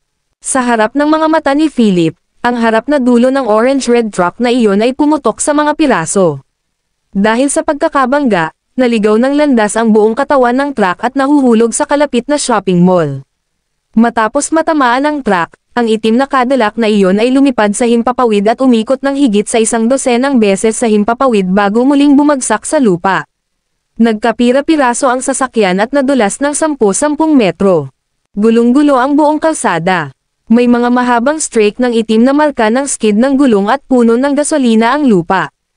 Ipinakita nilang lahat na isang seryosong aksidente sa sasakyan ang naganap dito. Tulala si Philip habang tinitingnan ang lahat ng nasa harapan niya. Pagtingin niya, nakita niya si Win na nakatayo sa gilid ng kalsada, namumutla ang mukha at nanginginig. Sumugod siya, hinawakan ng mahigpit ang mga braso ni Win, at desperadong sinigaw ang pangalan nito. Winnie! Winnie! Parang nawalan ng kaluluwa si Win. Nakatayo siya sa gilid ng kalsada. Blanko ang kanyang mga mata, nanginginig ang kanyang katawan, at mapatla ang kanyang mukha. Sigaw ni Philip, nang makita si Win sa sobrang gulat, dali-dali niyang pinasakay sa kotse at sinabing, umupo ka muna dito.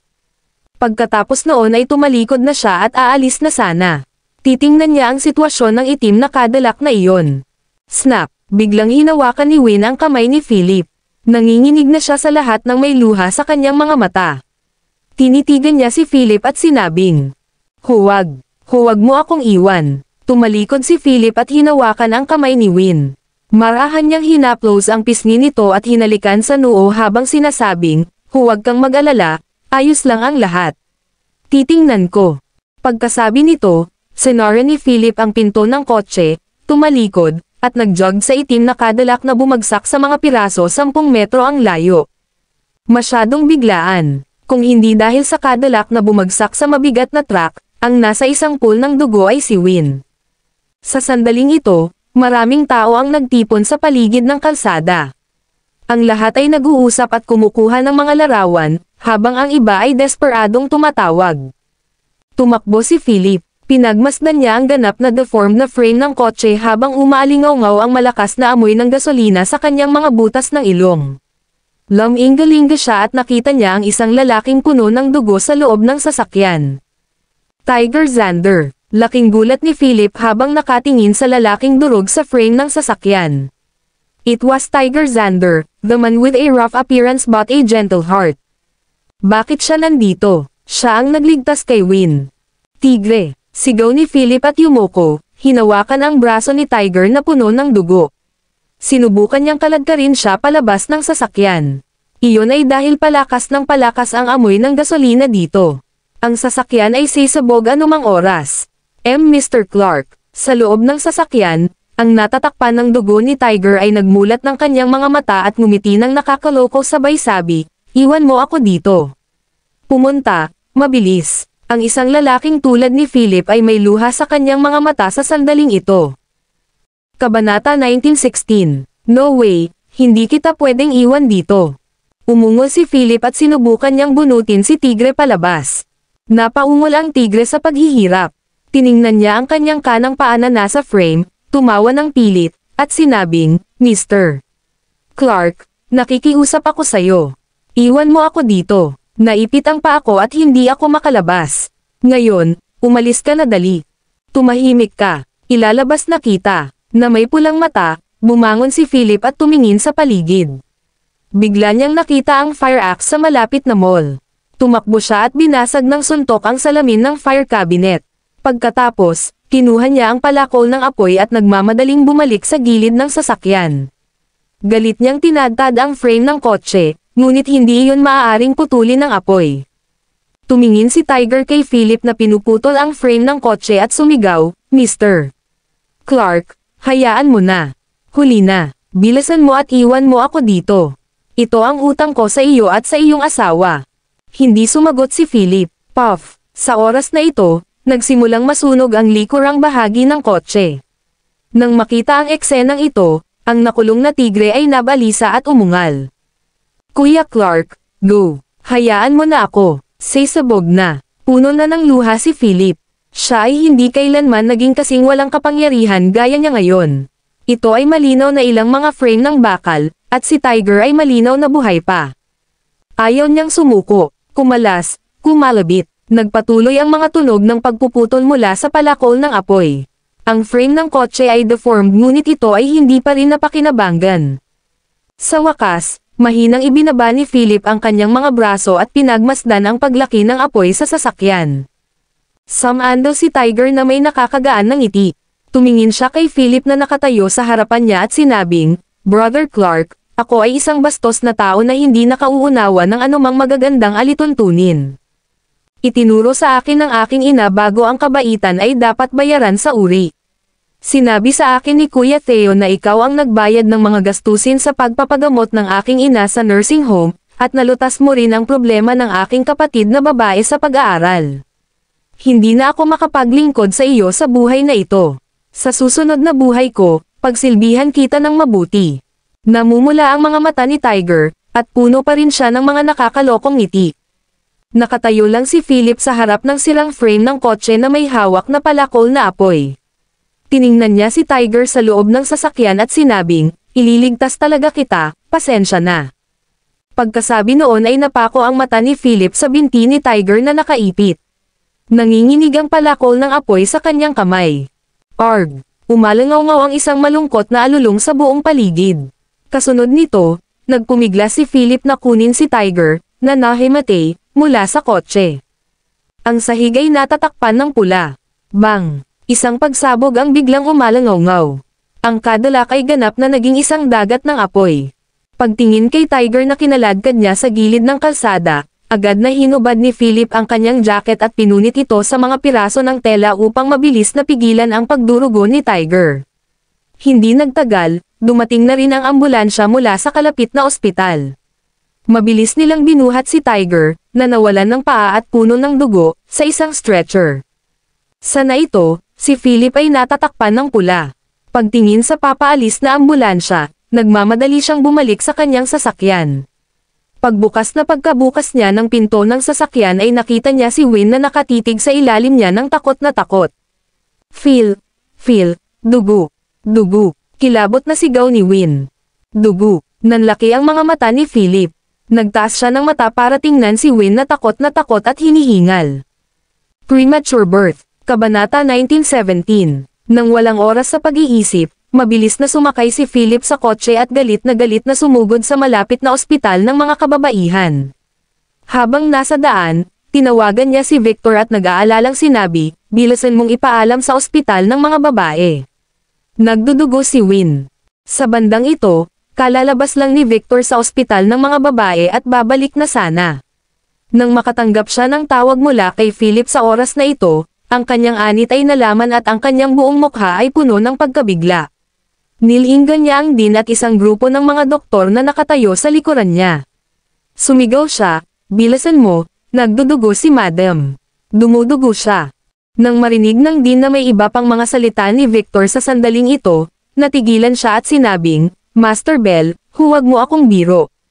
Dumaan lang sa check-up si Madam. Siya ay nasa napakahusay na kondisyon at ang fetus ay malusog. May 2 buwan pa bago ang takdang petsa. Walang oras si Victor para magpaliwanag sa kanya at sumigaw, cut the crap. Malapit nang dumating si Mr. Clark. Nakita ng din ang ekspresyon ni Victor na tila hindi peke at agad na nahulaan, premature birth. Mabilis siyang lumingon sa mga doktor sa likuran niya at sinabing, ihanda mo kaagad ang espesyal na delivery room. Ang lahat ay nasa emergency standby. Agad na pinakilos ang lahat ng mga doktor at nurse ng ospital ng kababaihan. Clatter. Ilang stretcher ang itinulak sa pasukan ng ospital. Sa magkabilang ng entrance, magkakasunod na nakatayo sa gilid ang hanay ng mga doktor at nurse. Lahat sila ay ang pinakapiling mga doktor at nurse ng pambabaeng ospital na ito. Sa oras na ito, agad ding nakipag-ugnayan si Victor sa kanyang mga puwersa at kampan sa Upper Creek na may isang order lamang agad na bantayan ang ospital ng mga kababaihan sa loob ng 5 milyang radius. Kaagad, lahat ng puwersa at kampan sa ilalim ni Victor Bell ay sumugod sa site mula sa lahat ng mga lugar. Ang lahat ay nagsuot ng karaniwang suit at nagmamaneho ng isang itim na Mercedes pagkatapos ng isa pa sa ospital ng mga kababaihan. Mula sa isang mataas na lugar, makikita na napuno ng mga itim na sasakyang Mercedes ang mga kalye ng Upper Creek papunta sa ospital ng mga kababaihan, na pinipilit na huminto ang lahat ng iba pang sasakyan sa gilid ng kalsada. May daan lang sa gitna na walang sagabal. Ang lahat ng 8 pangunahing kalsada na papunta sa ospital ng kababaihan ay pareho. Natakot ang lahat ng may-ari ng iba pang sasakyan sa mga nakaitim na thug na bumaba sa mga sasakyang itim na Mercedes. Gusto nilang magmura sa galit ngunit kinuha lang ng kabilang partido ang isang salansan ng mga papel de bangko mula sa mga pilak na kahon na dala nila at inihagis ito sa mga bintana ng kanilang sasakyan. Masyadong hindi makatwiran para sa mga salita. Kaagad, ang lahat ng may-ari ng sasakyan sa 8 pangunahing kalsada ay nagtikom ng kanilang bibig. Nakaupo silang lahat sa loob ng mga sasakyan at pinagmamasdan ang daanan sa kahabaan ng kalsada. Sa normal na kalagayan, laging masikip ang mga kalsada sa lugar na ito. Gayunpaman, isang malawak na landas ang pilit na inaalis ng daan-daang itim na sasakyang Mercedes na biglang lumitaw ngayon. Sa kalsada, mabilis na inilabas ng grupo ng mga nakikiusyosong manunood ang kanilang mga mobile phone para kumuha ng mga video at ipinost sa iba pang social media platforms. Banal na she *T. Anong nangyayari? Lahat sila ay mga sasakyang Mercedes. Bulalas ng isang tao sa karamihan. Pwede bang may darating na VIP? Ang ganitong karangyan at paraan, gamit ang cash para malinis ang kalsada. Pagtingin sa direksyon, papunta ito sa Women's Hospital. Sok, ang cool niyan. Aling malaking pamilya ang naghihintay ng isang anak. Gustong-gusto ko ang mga ganitong magaspang na pamamaraan. Maraming nabigla na mga batang babae ang nagpakita ng mga tingin ng inggit nang makita ang eksenang ito. Hindi nagtagal, lumitaw sa mga mata ng lahat ang isang Mercedes na nagmamaneho ng napakabilis. Sa gilid ng kalsada, agad na nagulat kay Victor ang nakaitim na mga bodyguard na nakatayo sa hilera. Master Bell, tinatahak ni Mr. Clark ang Faulkner Street. Papasok siya sa kanlurang pasukan ng ospital. Nang matanggap ni Victor ang tawag sa pasukan ng ospital, agad niyang sinigawan ang mga doktor sa likuran niya, West Entrance. Pumunta kaagad sa pasukan sa kanluran. Agad na sinundan ng daan-daang mga doktor at nurse si Victor at sumugod sa kanlurang pasukan. Kabanata 1918. Sana ito, pinaandar ni Philip ang kotse ng napakabilis at natural na nakakaakit ng hindi mabilang na mga nanunood na galit na kumuha ng litrato. Sus, tao ba yan? Nakuha mo ba? Mukha siyang bata at gwapo. Tuwang-tuwang bulas ng ilang nataman na mga batang babae sa gilid ng kalsada. Ang ganitong simpleng eksena ay sumabog sa social media platform sa susunod na 10 minuto. Mabilis itong naging top hottest topic. Lahat ay nanonood at nag-uusap. Maging ang mga young masters na karaniwang nagpapakita ng kanilang mga luxury cars at luxury watches, nang mapanood ang eksenang ito, ay nagkomento. In terms of showing off one's wealth, I take my hat off to this person. Ang paggamit ng pera upang i-clear ang isang daanan ng walang anumang sagabal sa lahat ng 8 pangunahing kalsada ay hindi naririnig. Balik sa pinangyarihan ng nangyari ni Win. Sa sandaling ito, ilang itim na BMW ang nakaparada sa gilid ng kalsada. Bumaba mula sa mga sasakyan ang 7 o 8 lalaki at babae na naka-black leather jacket at trench coat. Lahat sila ay nakasuot ng salaming pang-araw, na parang mga espesyal na ahente sa Hollywood blockbuster. Ang nasa katanghaliang gulang na lalaking nangunguna ay may seryosong mukha na may mahabang peklat ng kutsilyo sa sulok ng kanyang bibig. Nilaybot ng kanyang tingin ang paligid habang tumingin sa nasusunog na frame ng isang Cadillac at ng truck na nakardan. Nang makita ang mga kalapit na tauhan sa patrol na sumugod sa pinangyarihan upang hawakan ang sitwasyong ito, magkakaiba ang mga umatras din sila. Isang sexing babaeng may mainit na figure ang nakasuot ng itim na katad na damit at itim na trench coat. Nakapusod siya at nakasuot ng itim na high heels. Umindayog ang balakang, nilapitan niya ang nasa gitnang gulang na lalaki mula sa likuran. Naglabas siya ng transparent plastic bag na may wireless receiver sa loob. "Boss, ito na lang ang natitirang clue sa eksena," sabi ng babae na may mapang-akit na boses. Ang kanyang mga salita ay diretso sa puntong siya ay may hitsura ng isang dayuhan na may berdeng mga mata at matangos na ilong. Siya ay may kahanga-hangang kilo, ngunit siya ay matatas magsalita. Nakayuko sa sandaling ito ang nasa katanghaliang gulang na lalaki. Hinubad niya ang suot na sunglass habang tinitignan ang mahahabang marka ng skid ng gulong sa lupa. Pagkatapos, tumayo siya at kinuha ang transparent na plastic bag sa kamay ng babae. Sinulyapan niya ito ng ilang beses bago sinabi sa masungit na boses, "We need to make a thorough investigation when we get back. Kailangan din nating makuha ang lahat ng mga surveillance camera sa malapit." Sa sinabi nito, pinag-isipan niyang tumingin sa isang kotse na nakaparada malapit sa gilid ng kalsada. Pagkatapos lamang ng isang sulyap, ang nasa katanghaliang gulang na lalaki ay nagsuot ng kanyang salaming pang-araw at isang pares ng itim na guwantes na gawa sa balat sa kanyang mga kamay. Tumalikod siya, naglakad papunta sa BMW, at sinabing, "Bilisan mo ang investigasyon. Huwag iulat ang bagay na ito sa mga nakatataas sa ngayon." Tumanggo ang sexing dayuhang babaeng iyon at nagtanong, "Boss, anong paliwanag ang ibibigay natin sa pamilya Clark?" Tinapik ng nasa katanghaliang gulang na lalaki ang kanyang mga daliri sa pinto at sinabing, "Padalhan sila ng kopya ng mga pahiwatig at ebidensyang nakita namin." Pagkasabi niyon ay sumakay na ang medyo may edad na lalaki sa kotse at isinara ang pinto. Napakabilis, ang grupong ito ng mga tao ay umalis sa site. Samantala, sa loob ng sasakyan na kanina lang nasulyapan ng nasa katanghaliang gulang, dalawang lalaking naka-black suit ang nag-dial ng numero sa isang mobile phone. Ang lalaking nasa co-passenger seat ay tumingin sa mini notebook sa kanyang kamay at sinabi sa telepono, "Nabigo ang misyon." Sa kabilang linya, ang mahinang boses ng isang babae na may bahid ng lamig ay nagsabing walang emosyon, "Okay, I got it. Baka bumalik ka." With that said, natapos na ang tawag.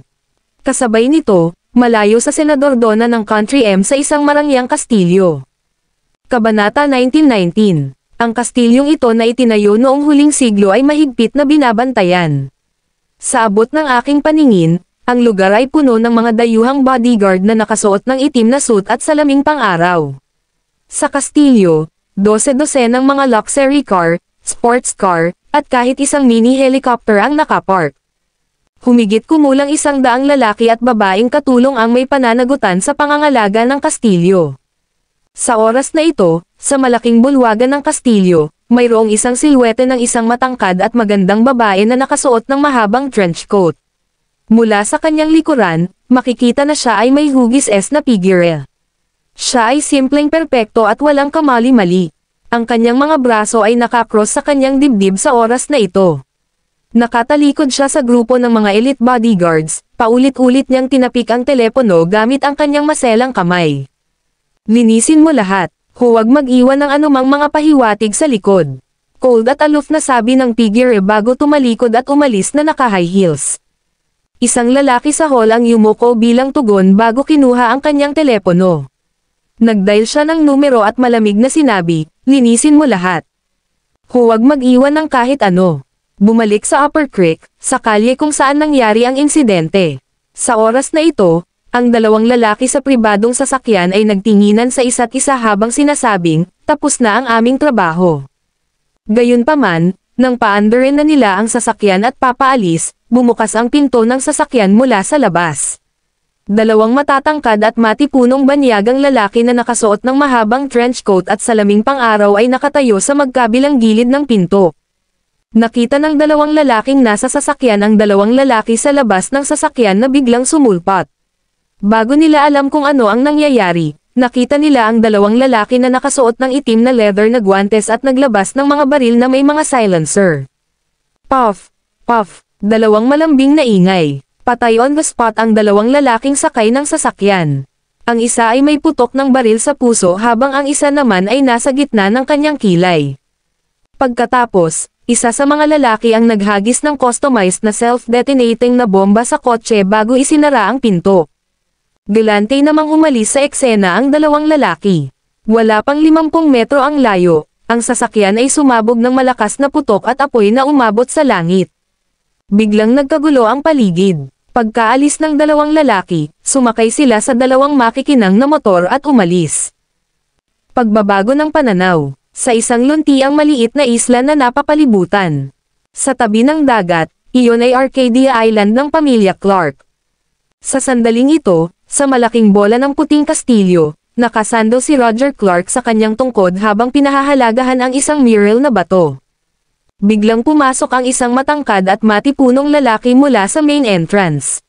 Matalim at malamig ang kanyang mga mata, habang ang kanyang mukha ay puno ng pag-aalala. "Fulton, bakit ka naguguluhan?" Tanong ni Roger na hindi nakataas ang ulo. Lumapit si Fulton kay Roger sa ilang hakbang, lumuhad sa isang tuhod, ibinaba ang kanyang ulo, at seryosong sinabi, "Panginoon ko, naaksidente ang batang ginang." Agad na bumagsak ang temperatura sa buong bulwagan. Tumaas ang kilay ni Roger, parang malamig na punyal ang mga mata habang nakatitig kay Fulton ng malapitan. Hindi siya nagsalita bagkus ay ipinikit niya ng bahagya ang kanyang mga mata bago ito binuksan. May kislap ng chill at killing intent sa gilid ng kanyang mga mata. Pumalakpak. Malakas niyang hinampas ang tungkod sa kanyang kamay sa sahig. Agad na nagkapira-piraso ang mga tile. "May hamarang sa 5 senses ko." Malamig na sabi ni Roger na may galit sa mga mata. Nang inag si Fulton nang marinig iyon at sinabing, "Sa mundong ito, walang hihigit sa 3 tao ang makakahadlang sa iyong 5 pandama. Baka sila na." Hindi maarak ang mga mata ni Roger na may nakatagong lamig sa kanyang katawan na malapit nang pumailanglang sa langit. "Kamusta ang batang ginang? Paano ang bata sa kanyang tiyan?" Huminga ng malalim si Roger, binawi ang tingin, at mabilis na nagtanong. Sumagot si Fulton, "Lahat ay maayos." Isang binata na nagngangalang Tiger Xander ang nagligtas sa batang ginang sa kabayaran ng kanyang buhay. Iniligtas na siya ng iyong master. Siya ay kasalukuyang tumatanggap ng emergency na paggamot sa ospital. Nakahinga ng maluwag si Roger at sinabing, "Ang sarap pakinggan." Kung kayang lampasan ng Tiger Xander na ito ang pagsubok na ito, ipasok siya sa Shadow Squadron. Tumango si Fulton at sumagot, "Opo, Panginoon ko." Kabanata 1920. Unti-unting nawala ang lamig sa mukha ni Roger at napalitan ng excitement. Unti-unting nabuo ang isang ngiti habang bumubulong sa sarili, premature birth. Tumangala si Fulton at sinabing, "Nasa operating room siya ngayon." Tumango si Roger, mukhang naguguluhan. Nagsimula siyang maglakad pabalik-balik sa bulwagan ng walang malay. Ito rin ang unang pagkakataon na nakita ni Fulton ang kanyang Panginoon sa ganitong estado at sinabing, "Panginoon, kailangan mo ba akong magpadala ng mga personal na gwardya ng pamilya Clark upang bantayan ang Upper Creek?" Nagulat si Roger nang nanginginig ang kanyang mga kamay na may edad na. Sabi niya, "On my order. Magpadala ng 1,000 Dragon Knights mula sa mga bantay ng pamilya Clark sa Upper Creek. Isa pa, ipadala ang lahat ng miyembro ng Shadow Squadron para salubungin ang iyong master, iyong madam, apo ko, at apo ko pabalik sa isla." Ang sinumang maglakas loob na pigilan sila, pumatay ng walang awa. Nakuha ni Fulton ang order at tumalikod na para umalis. Dagdag pa ni Roger, "Pass another order."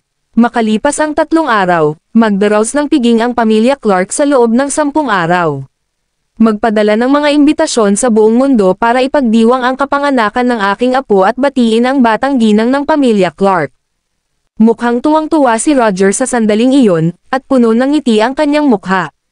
Halos hindi mapigilan ang kanyang kagalakan. Natanggap ni Fulton ang utos at tumugon, "Opo, Panginoon ko." Pagkasabi niyo na tumalikod si Fulton at lumabas ng bulwagan.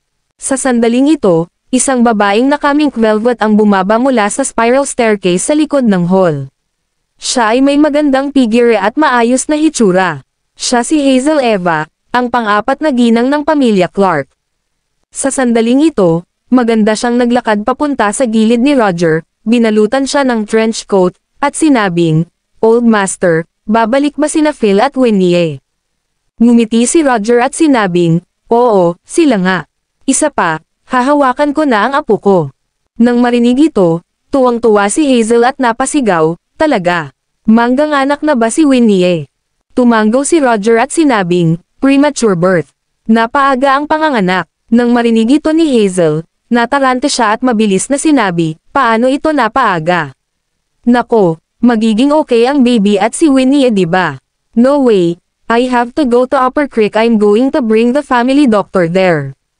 Tiningnan ni Roger ang pagkabalisa ni Hazel at sinabing, hindi mo kailangang pumunta. Nakapag-ayos na ako. Pagkasabi niya noon ay parang nakaramdam si Roger. Isang bagay, biglang naningkit ang kanyang mga mata sa sobrang lamig habang nakatingin ng diretso sa langit sa labas ng bulwagan na ito. Tila sa kanyang paningin, may kakaibang nangyayari. Ang walang talo at nangingibabaw na aura na sumabog sa buong katawan niya ay parang isang dragon na nagising. How dare you? Ngayon, tingnan ko kung sino ang maglalakas loob na kumilos laban sa bloodline ng aking pamilyang Clark. Isang malalim na sigaw na parang galit na dagandong ng dragon ang biglang yumanig sa buong isla. Sa pagliko ng buong katawan ni Roger, nagbago ang espasyo sa paligid niya at diretsyong nawala ang kanyang figure sa bulwagan. Sa isang iglap, biglang nagbago ang kulay ng mundo sa lugar na ito. Ang karagatan ay lumundag, at ang malalaking alon na kasing taas ng 100 metro ay humalukip-kap. Mabilis ding tinabyunan ng itim na ulap ang kalangitan. Ang nakakakilabot na kidlat ay kumikidlat sa kalangitan na tila malapit na ang katapusan ng mundo. Bumalik sa ospital ng mga kababaihan sa Upper Creek, si Philip ay naghihintay na bumalik sa labas ng operating room. Halos kalahating oras na si Win sa loob. Tanging mga sigaw na nakakasakit ng puso ang maririnig mula sa silid. Gusto niyang pumasok pero hindi siya pinayagan ng doktor. Biglang nagmula sa loob ng operating room ang paos at iritableng sigaw ni Win, Philip Clark, get the F*** in here. Arg, malapit na akong mamatay sa sakit. Ang nag-iisang tagapagmana, Philip Clark, Kabanata 1921. Maghanap ng mga kabanata. Nang marinig ito ni Philip, natakot siya kaya nang hina ang kanyang mga tuhod at halos madapa siya sa sahig. Si Win Johnston ay palaging marangal, bukas palad, at malumanay magsalita. Ang pagkakaroon ng isang sanggol ay naglantad sa kanyang tunay na katangian ng, ang pagiging mainit na sili. Walang pagkaantala, sumugod si Philip sa operating room. Tumakbo siya papunta sa operating table at mahigpit na hinawakan ang galit na mga kamay ni Win. Sumakit ang puso niya para sa kanya. Si Win ay basang-basa sa malamig na pawis sa mga sandaling ito. Lahat ng iyon ay dahil sa sakit. Napangiwi ang buong mukha niya sa sakit habang sinisigaw ang sarili na paos. Arg! Napasigaw si Win, tumingin sa gilid ni Philip, at napabulalas, hindi na ako magkakaroon ng isa pang sanggol sa iyo muli. Sobrang sakit. Itong anak mo, bakit hindi pa lumalabas? Hinawakan ng mahigpit ni Philip ang kamay ni Win, patuloy na hinihikayat at inaaliw siya habang sinasabi, Winnie, ituloy mo. Hindi na tayo magkakaroon ulit ng iba. Nakaramdam ng pagkabalisa si Philip ngunit wala siyang magawa ngayon. Hindi ganito kahirap nang ipanganak niya si Mila sa huling pagkakataon. Bakit napakahirap ng kanyang anak? Sa tabi niya, patuloy na ginagabayan ng doktor at nurse si Win. Madam, gumamit ka pa ng lakas. Lalabas na ang ulo ng bata. Inipon ni Win ang lahat ng kanyang lakas. Ang kanyang maliit na kamay ay mahigpit na nakahawak sa kamay ni Philip habang siya ay sumigaw, ako. Sa wakas, pagkatapos ng isang malakas na sigaw, tuwang-tuwa ang doktor at nurse habang hawak nila ang sanggol. Sabi nila, Madam, nasa labas na po ang baby. Lalaki ito.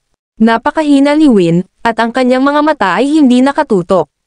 Sa pagtingin sa maliit na sanggol sa mga bisig ng doktor, iniunat niya ang kanyang kamay ng mahina at sinabing, hayaan akong tingnan. Gayunpaman, nang matapos niyang sabihin ito, nahimatay siya. Natakot si Philip dito. Hindi man lang niya nilinggan ang anak bagkos ay sumigaw siya kay Win, Winnie, Winnie. Kung makapagsalita ang kanyang anak ay tiyak na may iyak ito sa hinaing.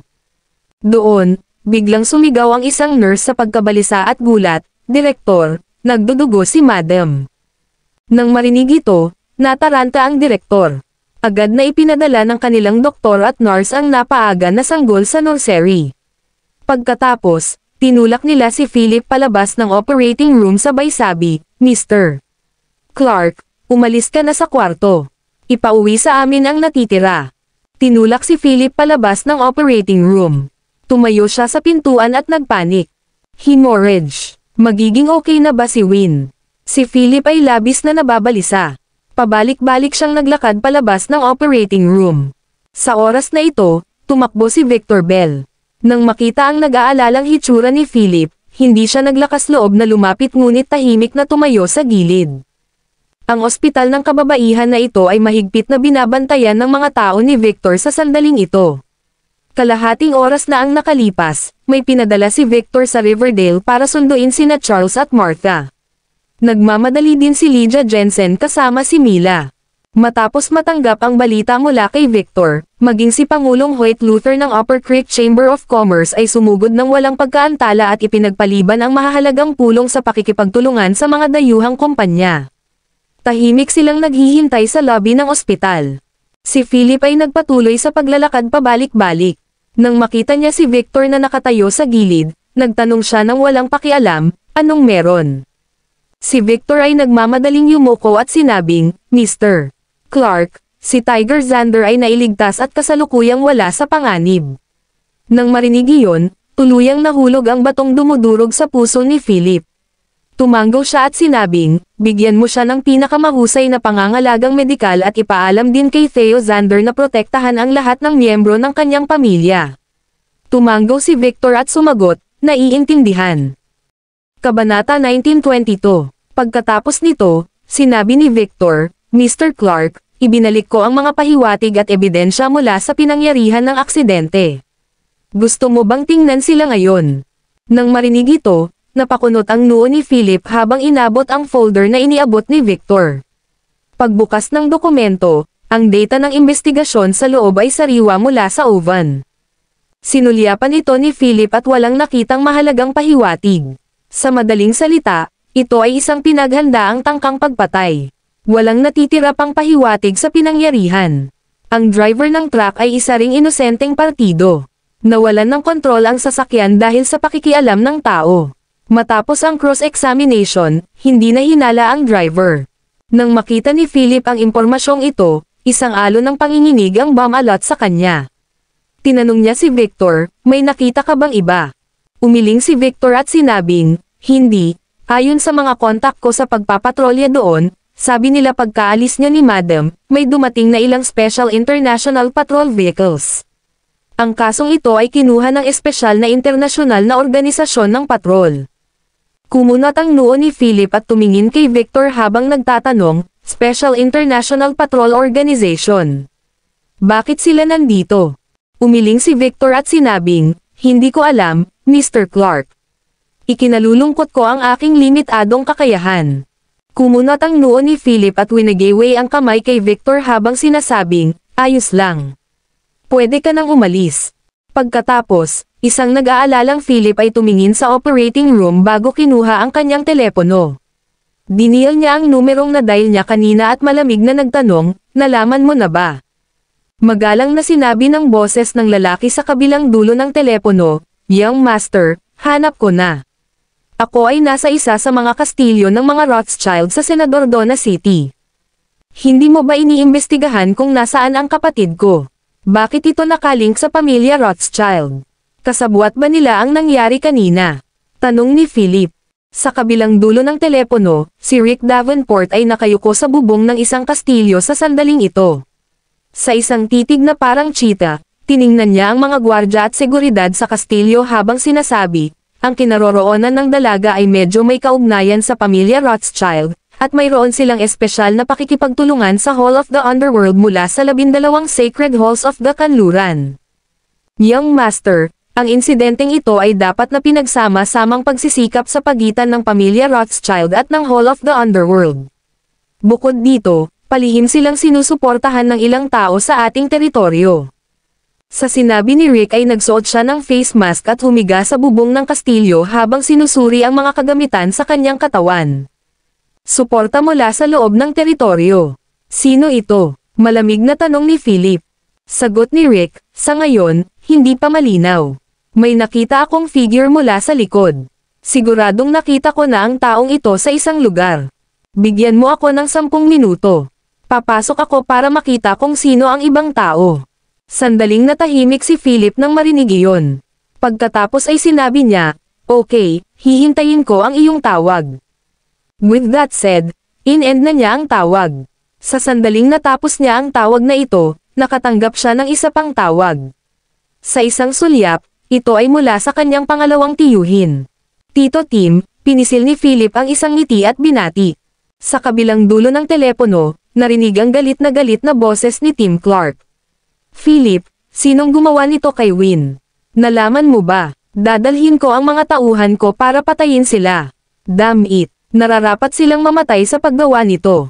Napabuntong hininga si Philip at hinintay na tumigil si Tim sa pagsigaw sa telepono habang sinasabing, "Hindi ko pa alam, pero ang alam ko ngayon ay nakipagsanib puwersa ang pamilya Rothschild mula sa Senador Donna sa Hall of the Underworld. Maaaring mayroon ding lihim na suporta mula sa isang tao sa teritoryo." Sa kabilang dulo ng linya, si Tim, na nasa ibang bansa ay nagsasalita tungkol sa negosyo ng langis at pagmimina, ay nasa isang paliparan kung saan nakaparada ang mahigit 12 ng Apache fighter planes. Iminuwestro niya ang kanyang mga tauhan sa likuran niya at sinabing, "Rothschild. Okay, tatandaan ko ito. Tatanungin ko si Oliver kung ano ang gusto niya. How dare he make a move against the young madam of my Clark family? Ibabaligtad ko si Rothschild." Kabanata 1923. Sana ito, tinapos ni Tim ang gilid tawag. Pagkatapos, nang may panginginig sa kanyang mukha, lumingon siya sa bodyguard na nasa likuran niya at nagutos, "Ipasa mo agad ang utos ko para pakilyusin ang 500 Dragon Knights para makapasok sa Senador Donna ng napakabilis." Palibutan ang lahat ng ari-arian na kabilang sa pamilya Rothschild, kabilang ang lahat ng kastilyo, manor, villa, at mansyon. Huwag iwanan kahit isa. Gusto kong makita kung gustong mamatay ni Oliver. Yumuko ang matipunong bodyguard matapos marinig ang utos at sinabing, "Second Master, natatakot ako na hindi natin mapakilos ang 500 Dragon Knights. Natanggap lang namin ang paunawa sa 1,000 Dragon Knights ang na-draft para pumunta sa Upper Creek sa utos ng Patriarch." Sumimangot si Tim at sinabing, "Kung ganoon, ipadala ang Tiger Knights, hanggat maaari.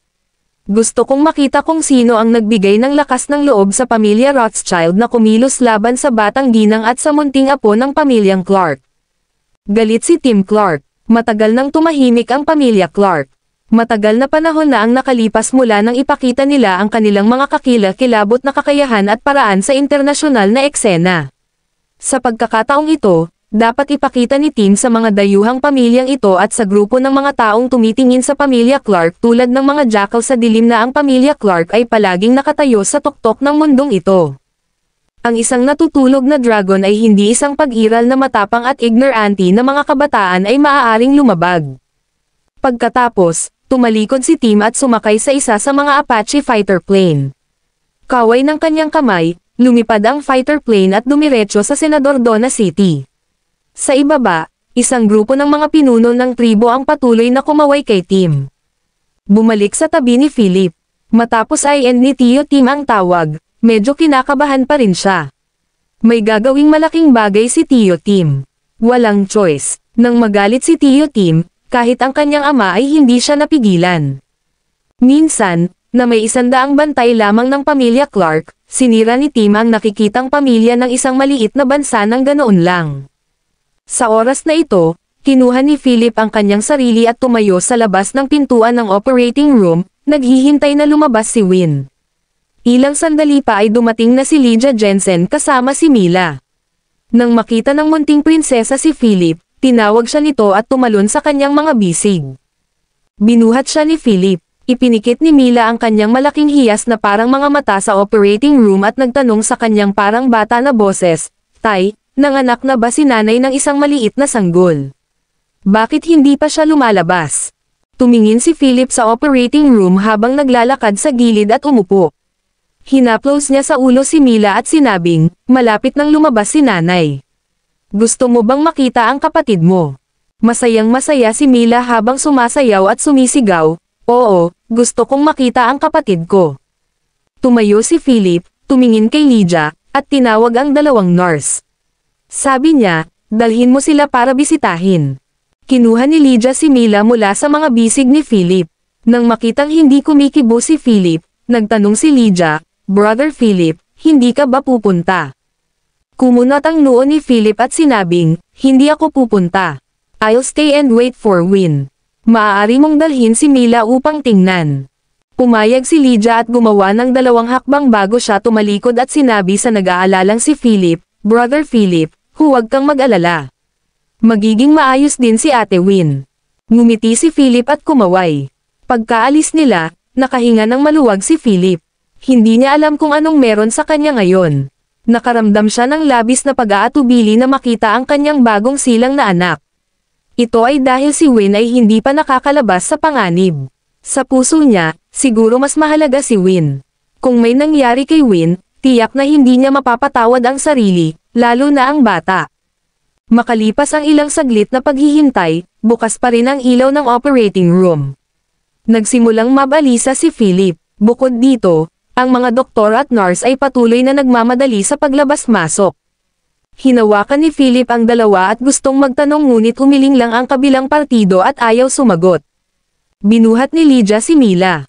Dumating din sina Victor Bell, Hoyt Luther, at iba pa. Kabanata 1924. Tila may bakas ng depresyon sa hangin. Ang puso ng lahat ay tila binibigatan ng isang malaking bato na may timer. Pilit na bumaba si Mila sa yakap ni Lydia at tumakbo kay Philip na nakatayo sa harap ng pinto ng operating room. Panay ang tingin niya sa paligid. Hinailan niya ang pantalon nito, inabot ang lollipop kay Philip, at sinabing may cute na ngiti, "Tatay, kumain ka ng candy. Magiging maayos din si Mama." Tumingin si Philip sa kanyang anak at yumoko para kunin siya. Pinilit niyang ngumiti, tinapik siya sa ilong, at sinabing, "Oo, magiging maayos si Nanay." Sa kabila ng sinabi ni Philip, may masamang premonition. Iyon ay dahil hindi nakalabas si Win pagkatapos ng napakatagal na panahon. Tahimik ang buong mahabang koridor. Lahat ay hindi nang ahas gumawa ng ingay. Sa oras na ito, isang grupo ng mga tao ang nagmamadaling lumabas sa pinto. Ito ay si Theo Xander kasama sina Charles Johnston at Martha Yates. Inalalayan ni Charles si Martha. Maaari na siyang tumayo at maglakad, ngunit hindi siya makatakbo, lalo na sa mahabang panahon. Kaya, dahan-daang gumalaw si Martha. Hindi nakita si Theo. Siya ay yumoko, inilagay si Martha sa kanyang likuran, at tumakbo mula sa pintuan. Nang makalapit ay hinampas ni Martha si Theo sa likod at nagmura, "Hoy, dahan-dahan. Ibaba mo ako." Hingal na hingal si Theo habang ibinababa si Martha. Tumabi siya at sinabi kay Felipe, "Mr. Clark." Tiningnan ni Philip ang balisang Charles at Martha, saka tumango kay Theo. Sinabi niya, "Salamat sa iyong pagsusumikap." Theo chuckled and said, "Hindi naman po big deal. Ginagawa ko lang ang trabaho ko." Tumingin si Martha sa ilaw sa labas ng operating room at nagtanong, gaano na siya katagal doon. Hindi pa ba ipinapanganak ang sanggol? "Philip, bakit ka nandito? Hindi ba kailangan mo ring pumasok para sa paghahatid?" Lumingon si Martha at tinitigan si Philip na may galit, hindi kas-iya siya mukha. Nanlamig ang mga mata ni Philip nang sabihin niyang, isinilang na ang sanggol at nasa nursery. Nakahinga ng maluwag si Martha nang marinig iyon habang nagtatanong, kung ganoon, bakit nasa operating room pa siya? Bakit hindi pa siya lumalabas? Anong nangyari? Pagkatapos ng lahat, si Martha ay nag-aalala pa rin sa kanyang anak na babae. Kung may nangyari kay Win, paano siya magiging mayaman sa hinaharap? Tinanong din ni Charles, "Oo, Philip. Anong nangyayari? Bakit nasa loob pa si Winnie? Anong nangyari?" Tumingin si Philip kay Charles at sinabing, "Tatay, dumudugo si Win at sumasailalim sa pagliligtas sa ngayon." "Ano? Nagdudugo?" Nawalan ng malay si Martha nang marinig iyon. Buti na lang at sumugod si Theo para alalayan siya at tinulungan siya sa bench sa gilid. Nagkagulo ang lahat sa kanya habang dahan-daang nagising si Martha. Pagkagising niya, tinuro niya si Philip at nagmura, "She's hemorrhaging. Ngayon ko lang nalaman, ang isang walang kabuluhang tulad mo ay walang iba kundi isang tagapagbalita ng malas. Kung may mangyari man sa aking anak, hindi kita bibitawan kahit kailangan pa kitang multuhin." Kabanata 1925. Hindi pinabulaanan ni Felipe si Martha ngunit tahimik lang siyang nakatayo doon. Galit na galit si Martha at humiwalay sa karamihan. Sumugod siya, sinampal si Philip, hinayla ang damit nito, at nagmura, may lakas ka pa bang tumayo dito? Magwala ka, umalis ka. Kunin mo ang malas mong anak at mawala ka. Galit na galit si Martha. Ang kanyang anak na babae na nasa mabuting kalagayan noon ay dumanas ng pagdurugo mula sa panganganak. Kung may nangyari kay Win, paano mabubuhay si Martha sa darating? Gusto pa rin niyang mamuhay ng maayos sa pamamagitan ng pag-asa kay Win. Bukod dito, hinanap siya ng mga tao mula sa pamilya Lovelace. Bibigyan daw siya ng 100 million para kay Win para ma-acknowledge ng Lovelace family. Naantig si Martha sa oras na iyon, ngunit tumanggi siya pagkatapos na mag-isip tungkol dito at nakipag-away pa sa kabilang partido. Hindi siya masyadong masama sa lawak na iyon. Sa pagkakataong ito, hinihingal ang lahat ng makitang sinasampal ni Martha si Philip. Medyo walang ingat ang biyenang ito. Ito ay higit sa lahat dahil hindi niya alam ang pagkakakilanlan ni Philip. Kung alam niya, malamang lumuhad siya sa paanan nito. Hindi makayanan ni Lydia na makitang binubuli ni Martha si Philip ng ganito. Sumugod siya, itinulak si Martha, at sumigaw, "Sino ka? Sinong nagpahintulot na ay bully mo si Philip?" Halos madapa si Martha sa marahas na pagtuklas ni Lydia. Sinulyapan niya si Lydia at biglang napagtanto, "Magaling, Philip Clark. When I saw this girl the previous time, Gwen told me that she's a friend. Bakit pakiramdam ko siya na ang bago mong manliligaw?" Bullsh asterisk T. Tinuring ko si Philip na parang kapatid ko. Huwag kang maglakas loob na suran ako, lalo pang sirain ang reputasyon ni Philip. Si Lydia Jensen ay hindi isang mahinang babae. Napakatigas ng ulo niya. Natural, hindi niya kakausapin si Martha ng maayos. Ngumisi si Martha habang sinusulyapan ang mga tao sa paligid nila. Nakilala na niya noon sina Theo Xander at Victor Bell.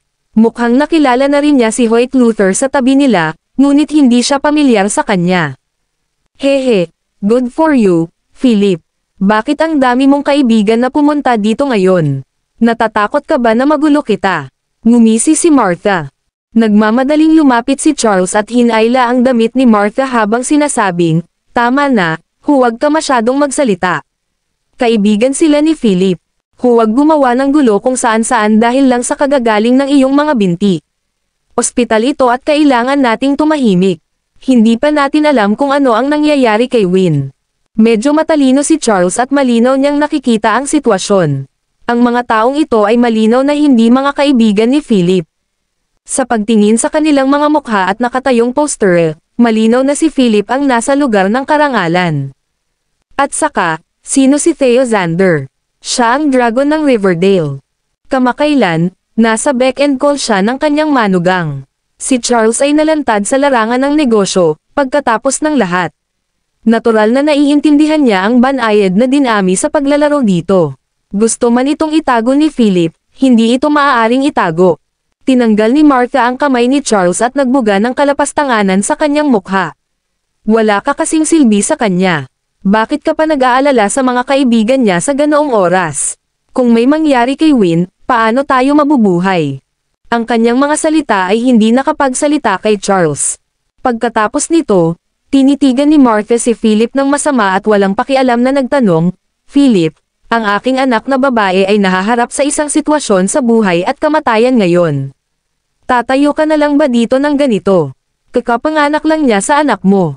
Ang mga mata ni Philip ay kasing lamig ng mga blades. Sa isang sulyap, ang kanyang mga mata ay pumutok sa mababang layunin.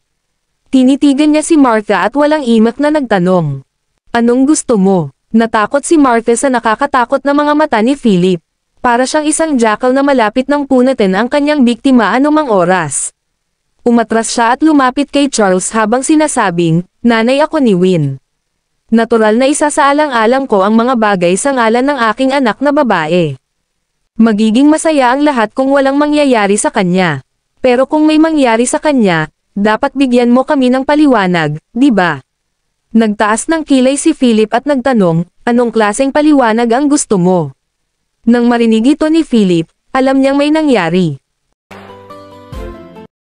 Maraming salamat mga Kamaster sa walang sawang pagsusubaybay. Isang like, share, and subscribe naman dyan mga ka-master. Abangan ang susunod pang mga kabanata.